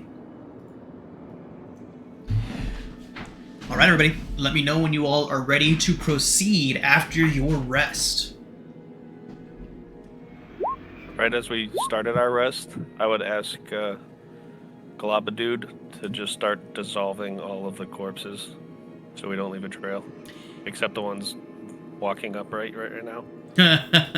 All right. Yeah, he would happily do so. What about the sending stones, weapons, all the stuff that Global cannot disintegrate? Are the weapons better than our own? They are short swords and longbows and hand crossbows, all of Drow make. We can. I'm gonna ask Topsy and Turvy, are these worth anything? Where are you from? No more than they would be anywhere else. Can always take them and sell them. It's more money for us than for whatever we would need. Did you just ask where are they from? Look. Where they are. I said where they're from. I may or may not have had a brain fart moment, so hush. Yes, I forgot about Blingdenstone for just 1 minute. Apologies, Schrodinger. I did not mean to question your mental faculties.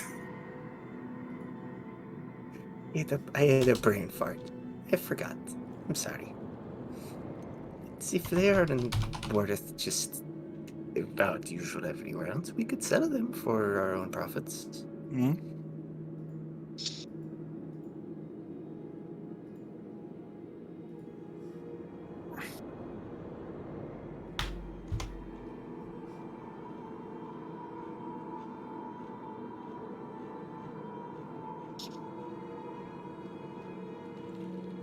Goes onwards and upwards. Okay. Keep going.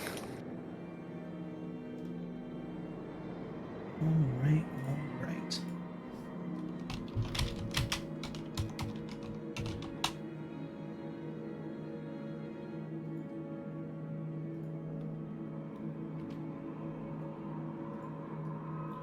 All right.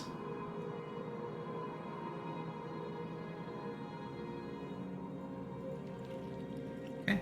So, as you all proceed, about another 3 to 4 hours goes by. You get tired. Things begin to get. You can tell it's nearing the end of your traveling day, but as you all continue, you eventually begin to see signs of civilization. The first thing is a bunch of deep gnomes would kind of pile out of a little, what barely even was noticeable as a hole in the wall as you all come by, and they kind of pile out of it. 6 of them. They all look up towards you like, "Who are you?" And then as they see the drow, a bunch of them kind of reach for weapons and stuff. Whoa. What are y'all doing here? We We mean come no in- harm. Don't make us go get the guards. No. We come in peace. We come in peace. I kind of look around at all of you, like, quite the motley group you got going on here. Thank you. We are but adventurers in the Underdark, seeking a way out, and we have information for your king of the strange goings-ons that we have seen in Sloop-de-Boop, in Gracklestug, in Neverlight Grove. Will you let us pass? Will we let you will you let us pass? Oh, of course. Where are you going? Just up to the village, just up the way. They look at the drow.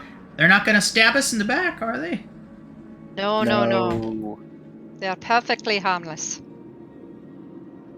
Okay, and they start walking. You can see a couple of them are like walking backwards to keep an eye on you all as you go. Maybe about an eighth of a mile up the cavern, you come across a little farmstead. There's some mushroom patches. A couple little huts have been carved into the walls. You can see there's about maybe a dozen of these little things spread out. They're like, "This is our stop. Blingden Stone's up that way. Just go and you'll find it." Thank you kindly. They eye you suspiciously as you go past. Well, they were nice. You can still see them kind of like peeking around corners. Your kin are quite friendly, Topsy Tavi. They nod and they say, "Well, after everything that's been going through, I'm surprised they let us through at all. Things might be going pretty good over there."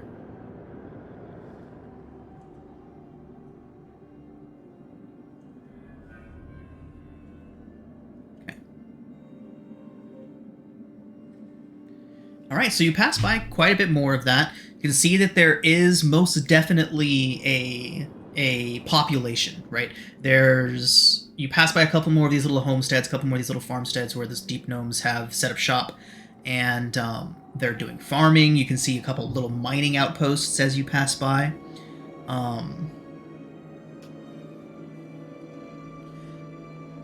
They would have recommended, basically, after the very first time that you saw any signs of civilization, they would have immediately said Globugul should hang back now.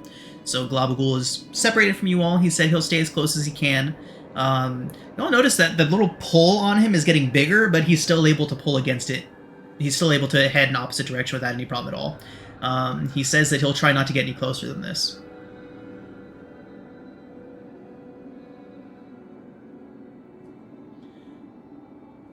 Yeah. Eventually, you all would make your way to a cavern that has obviously been carved out to be a grand entranceway. After going through these little, basically the suburbs of Blingden Stone, little outskirt villages and little homesteads and whatnot, eventually get to a wide open cavern. And on one end, on the opposite end of this wide open cavern, you see an expertly carved archway. There is a pair of deep gnomes, massive statues of deep gnomes flanking this archway. Both are missing their right hand, which has been replaced with a tool of some kind. One has a pick, the other has a hook. And they are kind of crossed over this archway, and there is a staircase leading up, and away into darkness. As you all stand at the bottom of it, you cannot see the top. Topsy and Turvy would say that that's the way to the main gate.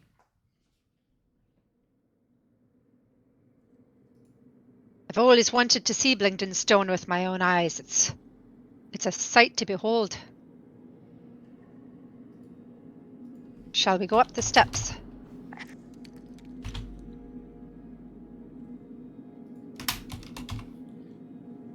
Yes. Okay. I will go up. I will go up the steps. I shall accompany you slowly, with my hands in their view at all times. Okay. Slightly behind Uranus with the two undead drow behind me.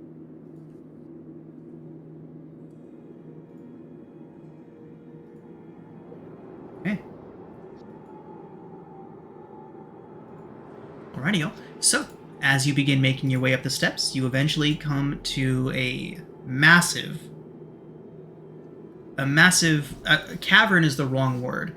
It's more of an antechamber. It is huge. You can see that on one side there is a cart lift, and as you all watch, there is currently a wagon being loaded into it, and it kind of, like on a conveyor belt, kind of rumbles past as you look up. You can see that this machine to the left of this huge staircase is being operated by an earth elemental. And you see a couple of very confused looking, they look like giant insects would be pulling this thing. And shortly after you see it, it kind of rolls away out of sight, rolling across this conveyor belt alongside this massive staircase. And I'll go ahead and put you all right here for now. Okay, this map is real wonky, so let me know what you all see once we load into it. You should only see one small square of the place right now. Yes. Fantastic. Right here. So, the conveyor belt led the horse through here, and then through an opening on the wall. Here, directly in front of you all, there is a massive main gate. The main gate you all can see is enormous. It towers over even those of you that are considerably larger than the deep gnomes. It's inlaid with steel and mithril, and you can see runes carved in all over it. There are 8 armed and armored deep gnomes standing at the gate in a formation in front of it. As you all approach, they don't lower their weapons at you, but they very much stand to attention. And one of them steps forward, and as he does, Topsy and Turvy both step forward. And the guard says, "State your business in Blingdenstone." And Topsy and Turvy said, "We're returning home. Prisoners of the Drow we've been for quite some time. We escaped and have made our way back here." And he gestures back, Topsy gestures back towards all of you. And when he does, the guard says, "It's Drow with you." Hi. They kind of narrow their eyes. "Not on my watch. No Drow be walking freely into the city of Blingdenstone while I'm on the guard." And they look back and they look Topsy and Turvy, say, No. The Diggermatics will want to speak to them, to speak to all of us over what we've seen." Turns back towards you. "Tell them." We have seen much in our travels through the Underdark. Things that would chill your blood. We've seen cities fall and evil thrive. We must speak to someone about this. Would you let us in? Make a persuasion check. We've seen the Demigorgon himself. So I will use my channel divinity. Emissary of the Peace. Okay.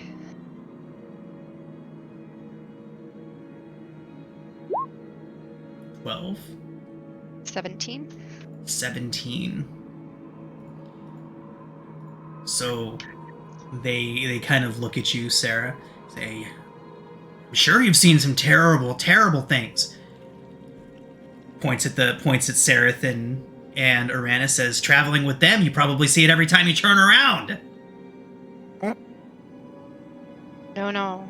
You have mistaken these drow for the others that you know. These drow, consider them more to be like Trist. They fight with us honorably against evil. I am Sarah, Ironshore, emissary from Mithril Hall, and I vouch for them. We're supposed to take the word of a Duergar, that these drow can be trusted. Aye. Step up. This one. And he points towards Uranus. Where are your zombies? Directly behind Schrodinger.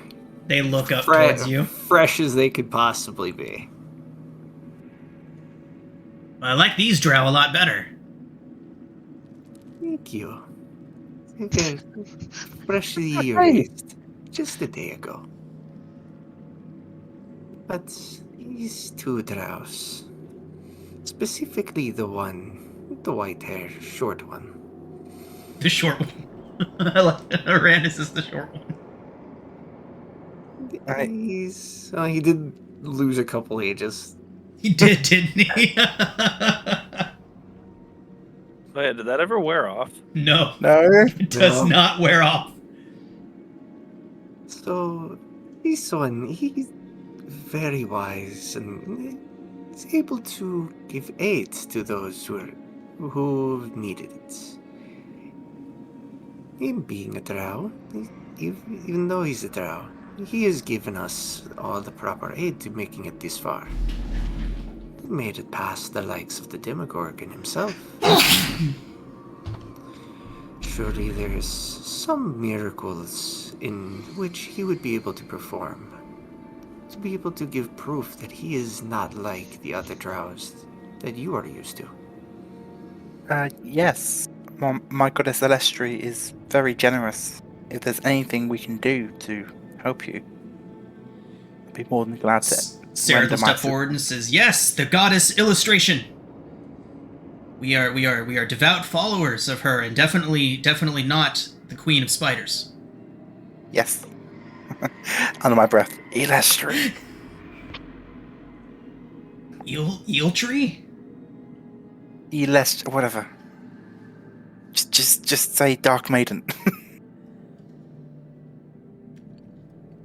He turns towards them, and the deep gnome guards are just kind of looking at you. Make a persuasion check for Schrodinger as well. So 17 from Okay. Sarah. The what now? I rolled a 17 on persuasion. And that failed? It didn't fail, but it wasn't quite successful just yet. Okay. Okay.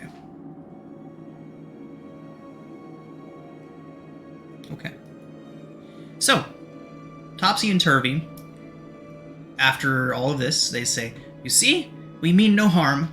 We have very important things to talk to the Diggermatics about." And they kind of narrow their eyes and they say, "All right, you lot can head in, but you will be under armed guard for your entire stay. At least until we can determine that what you say is true." And as they say that, the gate opens behind them. And you hear somebody, a familiar voice, say, "Oh, come on, guys, that's not going to be necessary. Let them on in. These are the ones I've been telling you about." And Jim Jar walks out. The one Is that got the rock Jim on his head? Jar. No, Jim Jar, the guy that jumped off the boat? Jim Jar, the one that jumped off the boat way back days after when you were still on the Yeah. Dark Lake, I think is the last time you saw him. Before He you got to saved us. Slooploodop. Yeah. Jim Jar, you're alive! Of course I'm alive. You all think they could have taken me? There was only 8 of them. Oh, you son of a Right. gun. Well done. It's wonderful to see you all again. You have some new faces with you, I see. Yes. We've acquired some friends. Well, much needed, much needed. I thought I wasn't going to see you all again, but yeah, told the Diggermatics you guys might be showing up here. He looks over towards the guards. Says, "Glintho, let him through. These are the ones I've been talking about." He leans in, and the drow, he says, "Well, that one I know is cool. He's definitely a good one. What's that one doing?" Sarah's back there with that sneer on his face where he's trying to smile. He's smiling. He's still getting the hang of it. I can see that. Well, Sarah, it's good to see you again too, friend. I'm glad you're not dead. He looks towards the other guards. He's fine too. He was a prisoner with us. And the deep gnomes allow you through. Thank you, Jim Jar. He nods and says, "You guys really thought I was dead? 8 to 1's got nothing on me." Wow. To, as passing Jim Jar, I'm going to give him a look and say, "Would you like to give these two a free hit for what they've got, for the trouble they've caused? What was that? Would you like to give the two zombies a free hit, just for the trouble they caused?" Aha! He said, yes. Jim Jar would say that he would like that very much, and he walks up and shin kicks both of them. Oh, remember Jim Jar? The gambling addict? Yeah. Well, he was the savior. That too. Okay, so now they open the gates and lead you all into what appears to be a massive maze system. I can't remember the last time I used this reveal tool to reveal the darkness. It's actually pretty handy for maps like this.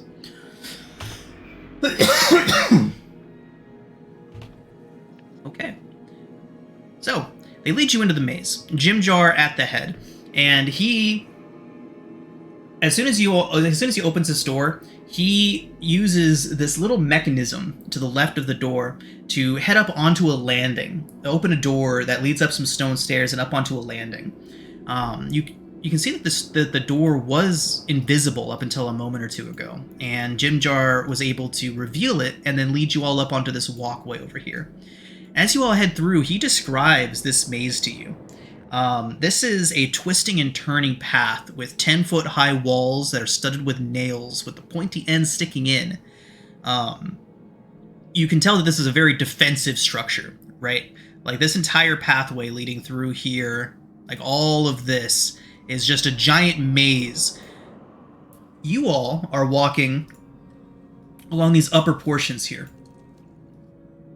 These upper portions look down into the entirety of the complex, and like you can tell, like this is an extremely defensible position, right? Like, you would not want to be the people trying to get through the maze section while defenders were shooting down at you, casting spells down at you, dropping who knows what from up here down at you. But that is the entire point of this whole structure. It would be a monumental task for an invading force to get through this without taking major casualties.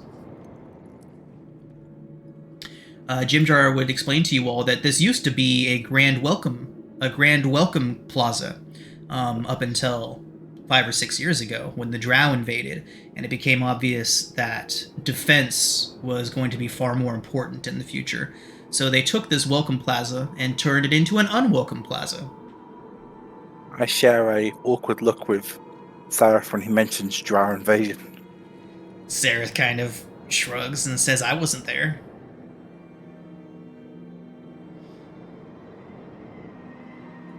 Does he seem believable? Can roll an insight check. But imagine if he was. It's a half-truth.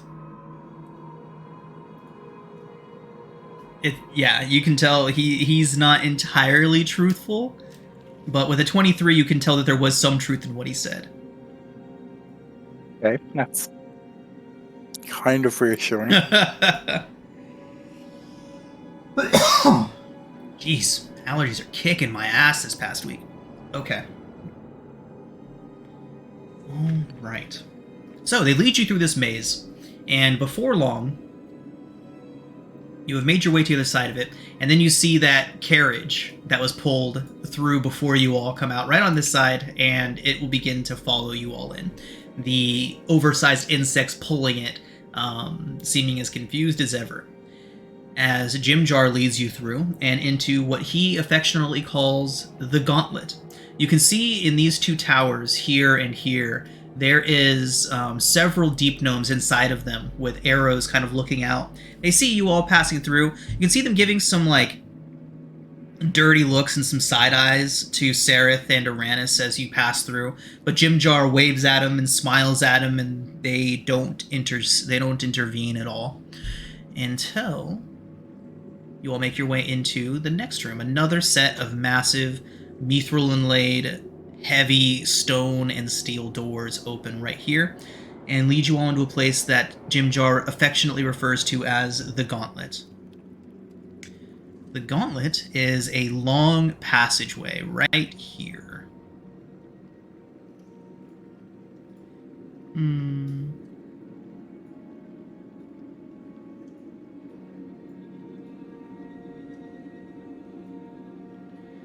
So, go ahead and put your group token over here.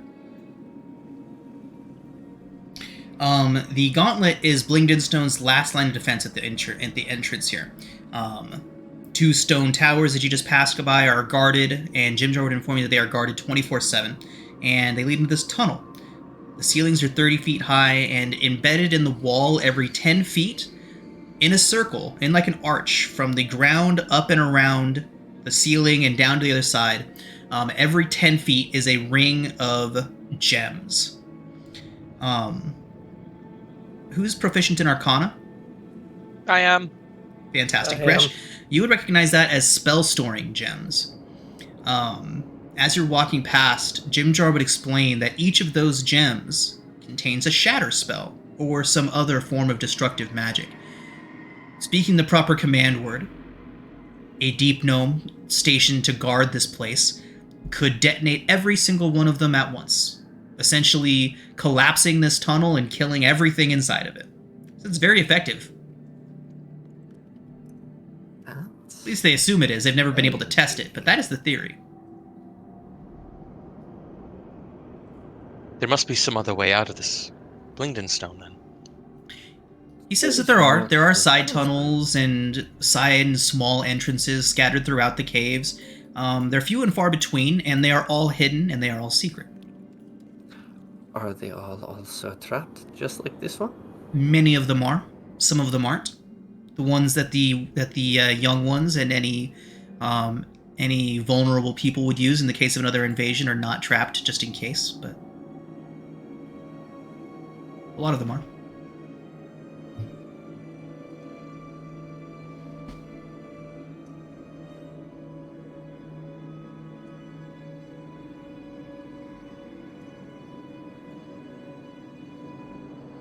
Okay. And with that, everybody, you get to the final gate. Jimjar would look back and say, "Really is wonderful to see you all again. You all have earned this. Really have. Probably be the closest you all have gotten to civilization in who knows how long. But here we go." And he opens the gate in front of you all. And immediately, once this gate opens and you all head in, you get a sense that you have left, that you've kind of left the Underdark behind. It's almost like a different world in here.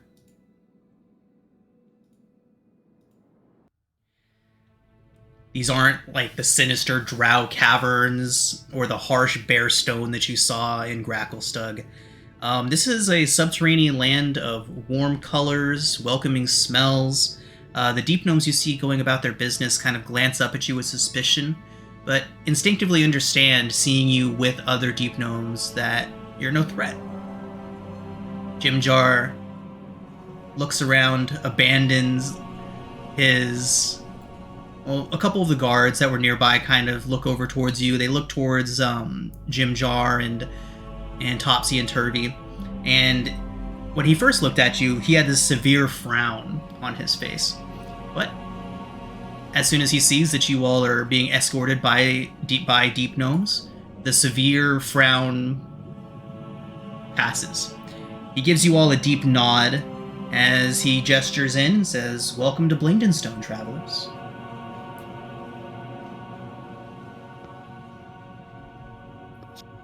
Thank you. Thank you. Your city is outstanding. He smiles, says, "Thank you. Jim Jar would then say that many travelers are taken aback by the difference that you see here in Blingdenstone. It's warm, it's welcoming, people are smiling as you pass by them. There are others here, not just the deep gnomes. There are several other. There's a few humans wandering around. There's plenty of dwarves. But yeah, definitely quite the change of pace from what you all have been seeing before. And finally, it will load. Here is... Oh. Nice. Yeah, warm colors. You can see if you look up, you almost tricked into thinking that you've entered into open sky. But up above is a ceiling hundreds of feet overhead that is covered with shivering bioluminescent fungi and animals. It's almost like an entire ecosystem clinging to the ceiling of this place, shining a deep blue, soft light over the entirety of the place. It's beautiful. It's almost like home. The deep gnomes are obviously very proud, and yeah, they lead you in. And they say, Jim Jar says, you'll have plenty of time to look around and explore later. There's the shops over there. There's the reception halls. Trader's grottos right over that way as he leads you through this space. Here, I'll reveal more of the map for you all right now.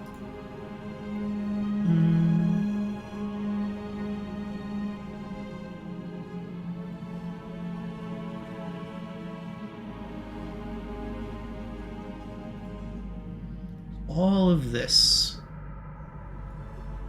Come on. Why?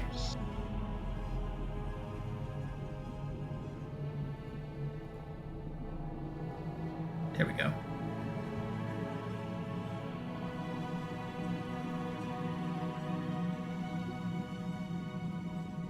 So Jim Jar and Topsy and Turvy would be leading you all through this area here, and they'd be pointing out shopping stalls and vendors and all kinds of things like that as you go.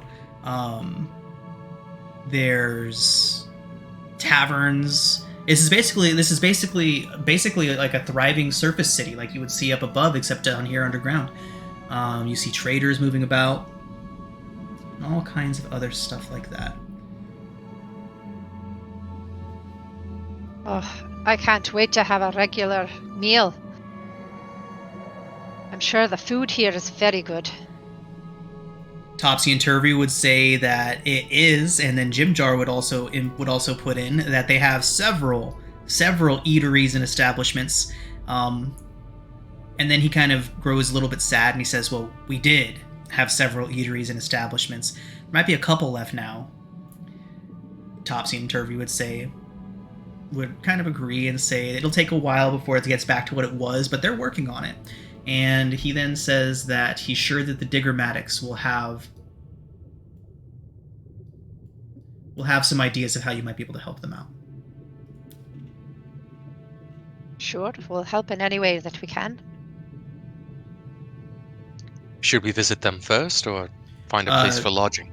They say that that the Diggermatics definitely want to see you now before you do anything else in the city. Well then, continue leading the way. Because of our company. Right, my more detailed maps are not really cooperating with me right now. They're not dynamically lighting, but I think we can go ahead and take you all to Diggermatics Hall without having to worry about the dynamic lighting there. Whoa. So, Topsy and Turvy lead you all to a place that he calls Diggermatic Hall.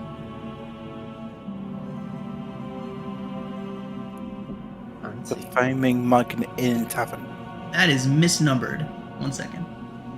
14, there we go.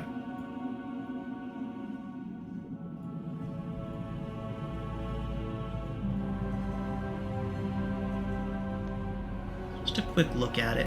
So, there's 24 or more Smurf Neblin occupying this well-lit cavern. Some are moving briskly with messenger pouches in hands, while others huddle around several stone tables covered in maps. That would be in this area over here. Over here. So they've led you into this hall. Several Smurfneblin are in here doing all kinds of work, going about bureaucratic stuff, going over maps that are splayed out on the tables, talking in hushed but serious tones. The back of the room is dominated by a dais carved from the rock of the cavern. Back here. Atop it, there are 2 stone desks facing each other, and 2 Smurfneblin, one male, one female, sit behind the desks, conferring with advisors and each other. They turn their attention towards you as they enter, and one of them, a very curt Smurfneblin man, says, "This them?" And Jim Jar would say, "This certainly is them."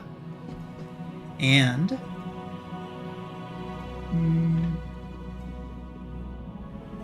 the other would turn and say, "Don't be rude. Welcome, travelers. We have heard much about you from Jim Jar here." And they would introduce themselves as Dorbo, the man. So the woman gestures over and says,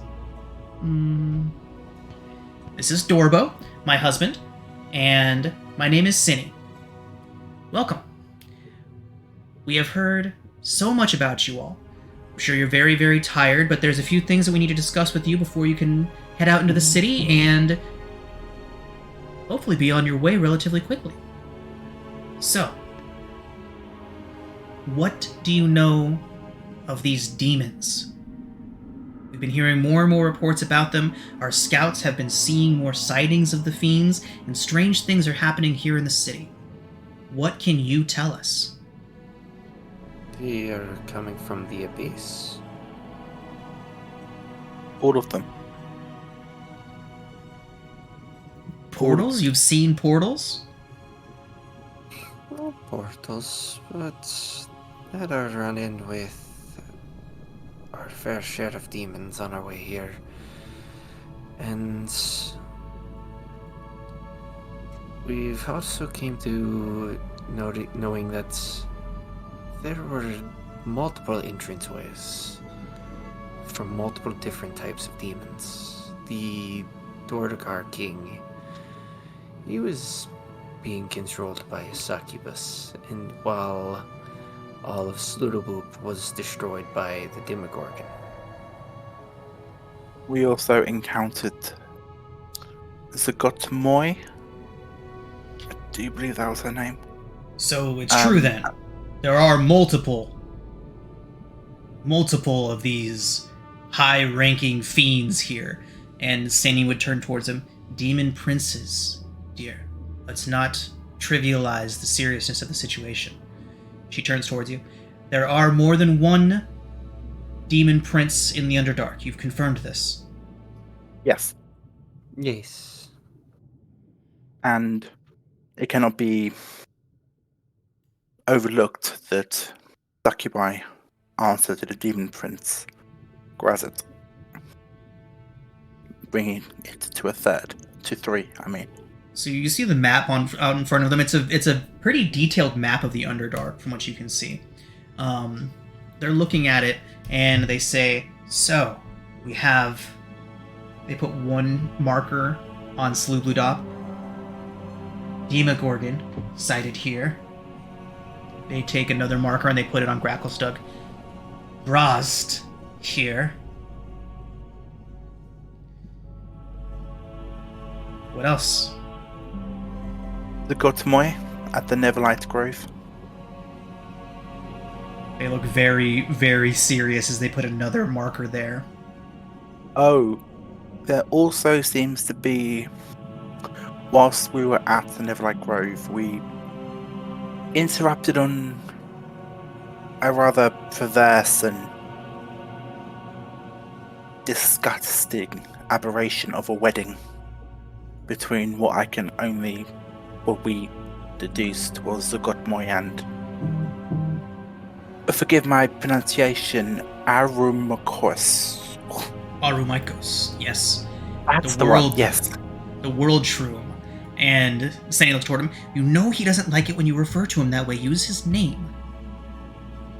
Forgive my husband. His sense of propriety is lacking. But Refreshing. you say that he means that Zagut Boy, the demon queen of rot and fungus, wishes to join with Arumaikos. That Did is... seem to be the purpose of the wedding. She kind of sighs and says, Dorbo, we have to do something about this. And Dorbo throws his arms up and says, what are we to do?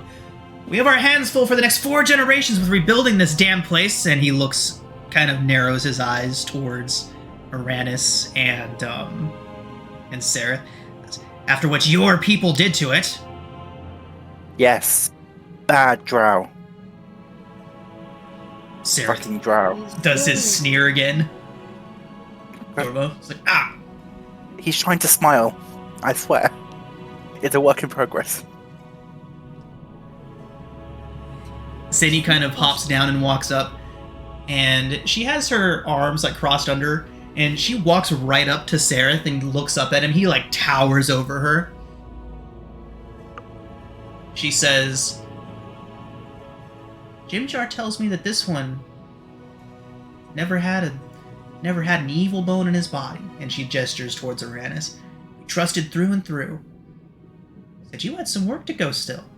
She's like standing in front of Sareth, staring up at him, and Sareth is already visibly looking like he's trying to back away from her a little bit.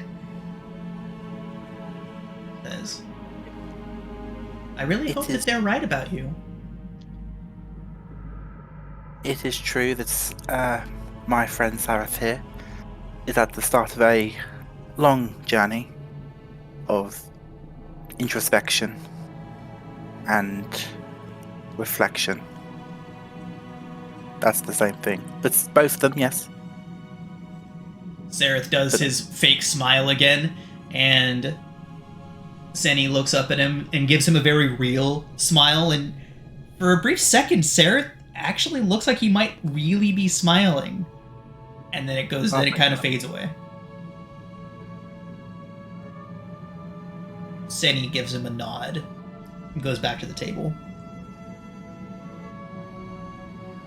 That's another matter.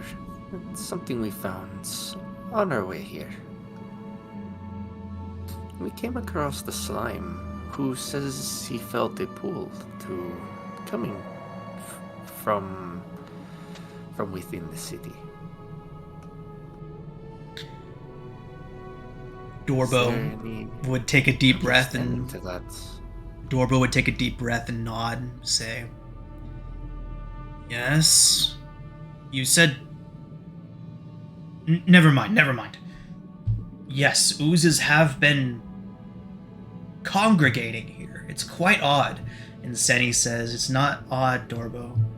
We clearly have one of the princes exuding their presence on our city. Dorbo would nod and say, it is clear that some monster or magic is drawing oozes from all around us into the northwestern part of the settlement. He looks towards Senny. Let's not jump to conclusions and say we have a demon prince running amok in our city. There's no proof of that. There's no evidence of that. Just a bunch of oozes all swarming towards that one section.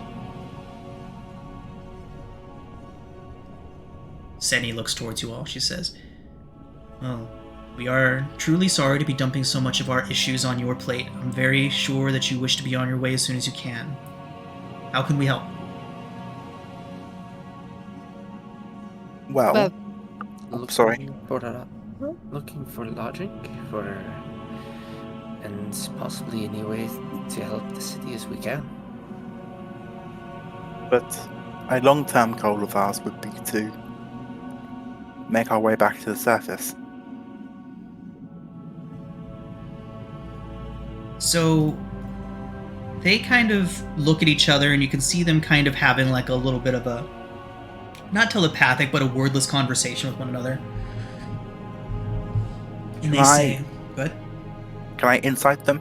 Yeah. To see if I can eavesdrop Yeah. on this kind of conversation. Never mind.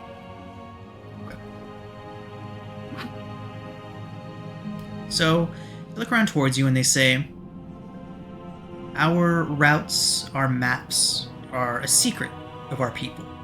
We do not part with them unless we are fully confident that we can trust those we give them to. We have some problems here that need addressing. Some things that are simply out of our realm to handle on our own. First is this issue with the ooze. If you could go into the northwestern corridors, the unexplored sections, and figure out what's going on up there, that would certainly send us the right message as to your intentions. Next comes the issue of our were-rat infestation." Topsy and Turvy start shifting in their boots a little bit. She says, so this time Dorbo steps in. Says, "Those vermin have been infesting the northeastern portion of the northern sections of our boroughs for some time. Squatters have been there since the fall of the city. Say that's their territory now. This clearly belongs to the rest of the city. Get up there, talk to whoever's in charge, and get them to leave." Sorry. A were-rat? I'm unfamiliar with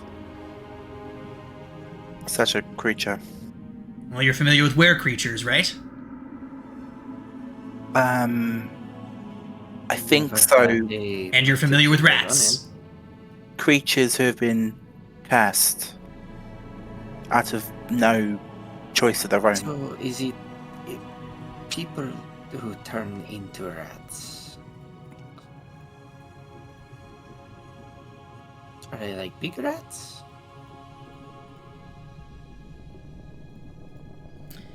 I don't know, I haven't stopped long enough to talk to one before I put my sword in it. Oh, Well, have you thought about curing them instead of killing them? Well, Can't if we it could be, talk to them without them trying to send us full of arrows, we might be able to try. Tops, you would strike up. "You attacked them first!" Yeah, Topsy. which might you be attacked them first. that might be But something they might let's say. be on another story. Turvy would have given Topsy an elbow when he said that. That's some good empathy, Topsy. Says, "Regardless, negotiations have broken down. They don't have the manpower to invade down here, and we don't have the manpower to kick them out of there, so we're at a stalemate. Get up there and see what you can figure out, and see if we can negotiate some sort of workout with them, and then maybe we can help you all get back to the surface." Sounds like a very fair deal. Between dealing with were-rats and slimes, is there any way we can use some aid on these endeavors? Would you be able to loan us possibly any items to go off against anything, to tackle any of these? They would say that, why don't you all go and spend a night at the Foaming Bug, and they'll see what they can work up for you. Say, visit the merchants. They look over all of your stuff. They say it looks like you're heavily laden with goods. It's good. The merchants are in need of new stock, so they'll be happy to take whatever you have off your hands. We have a lot of drow crap, if you want to. I say drow steel melts down just like any other steel. Good, good. But let's get down to some very real business. And Sarah will lean over the table with her elbows up. I want to know where I can get the best roast lamb and the honeyest honey mead that I can find. Where should I go? Senny smiles and says, "The Foaming Mug will have just what you need." And with that, everybody, we will go ahead and call it a session for today.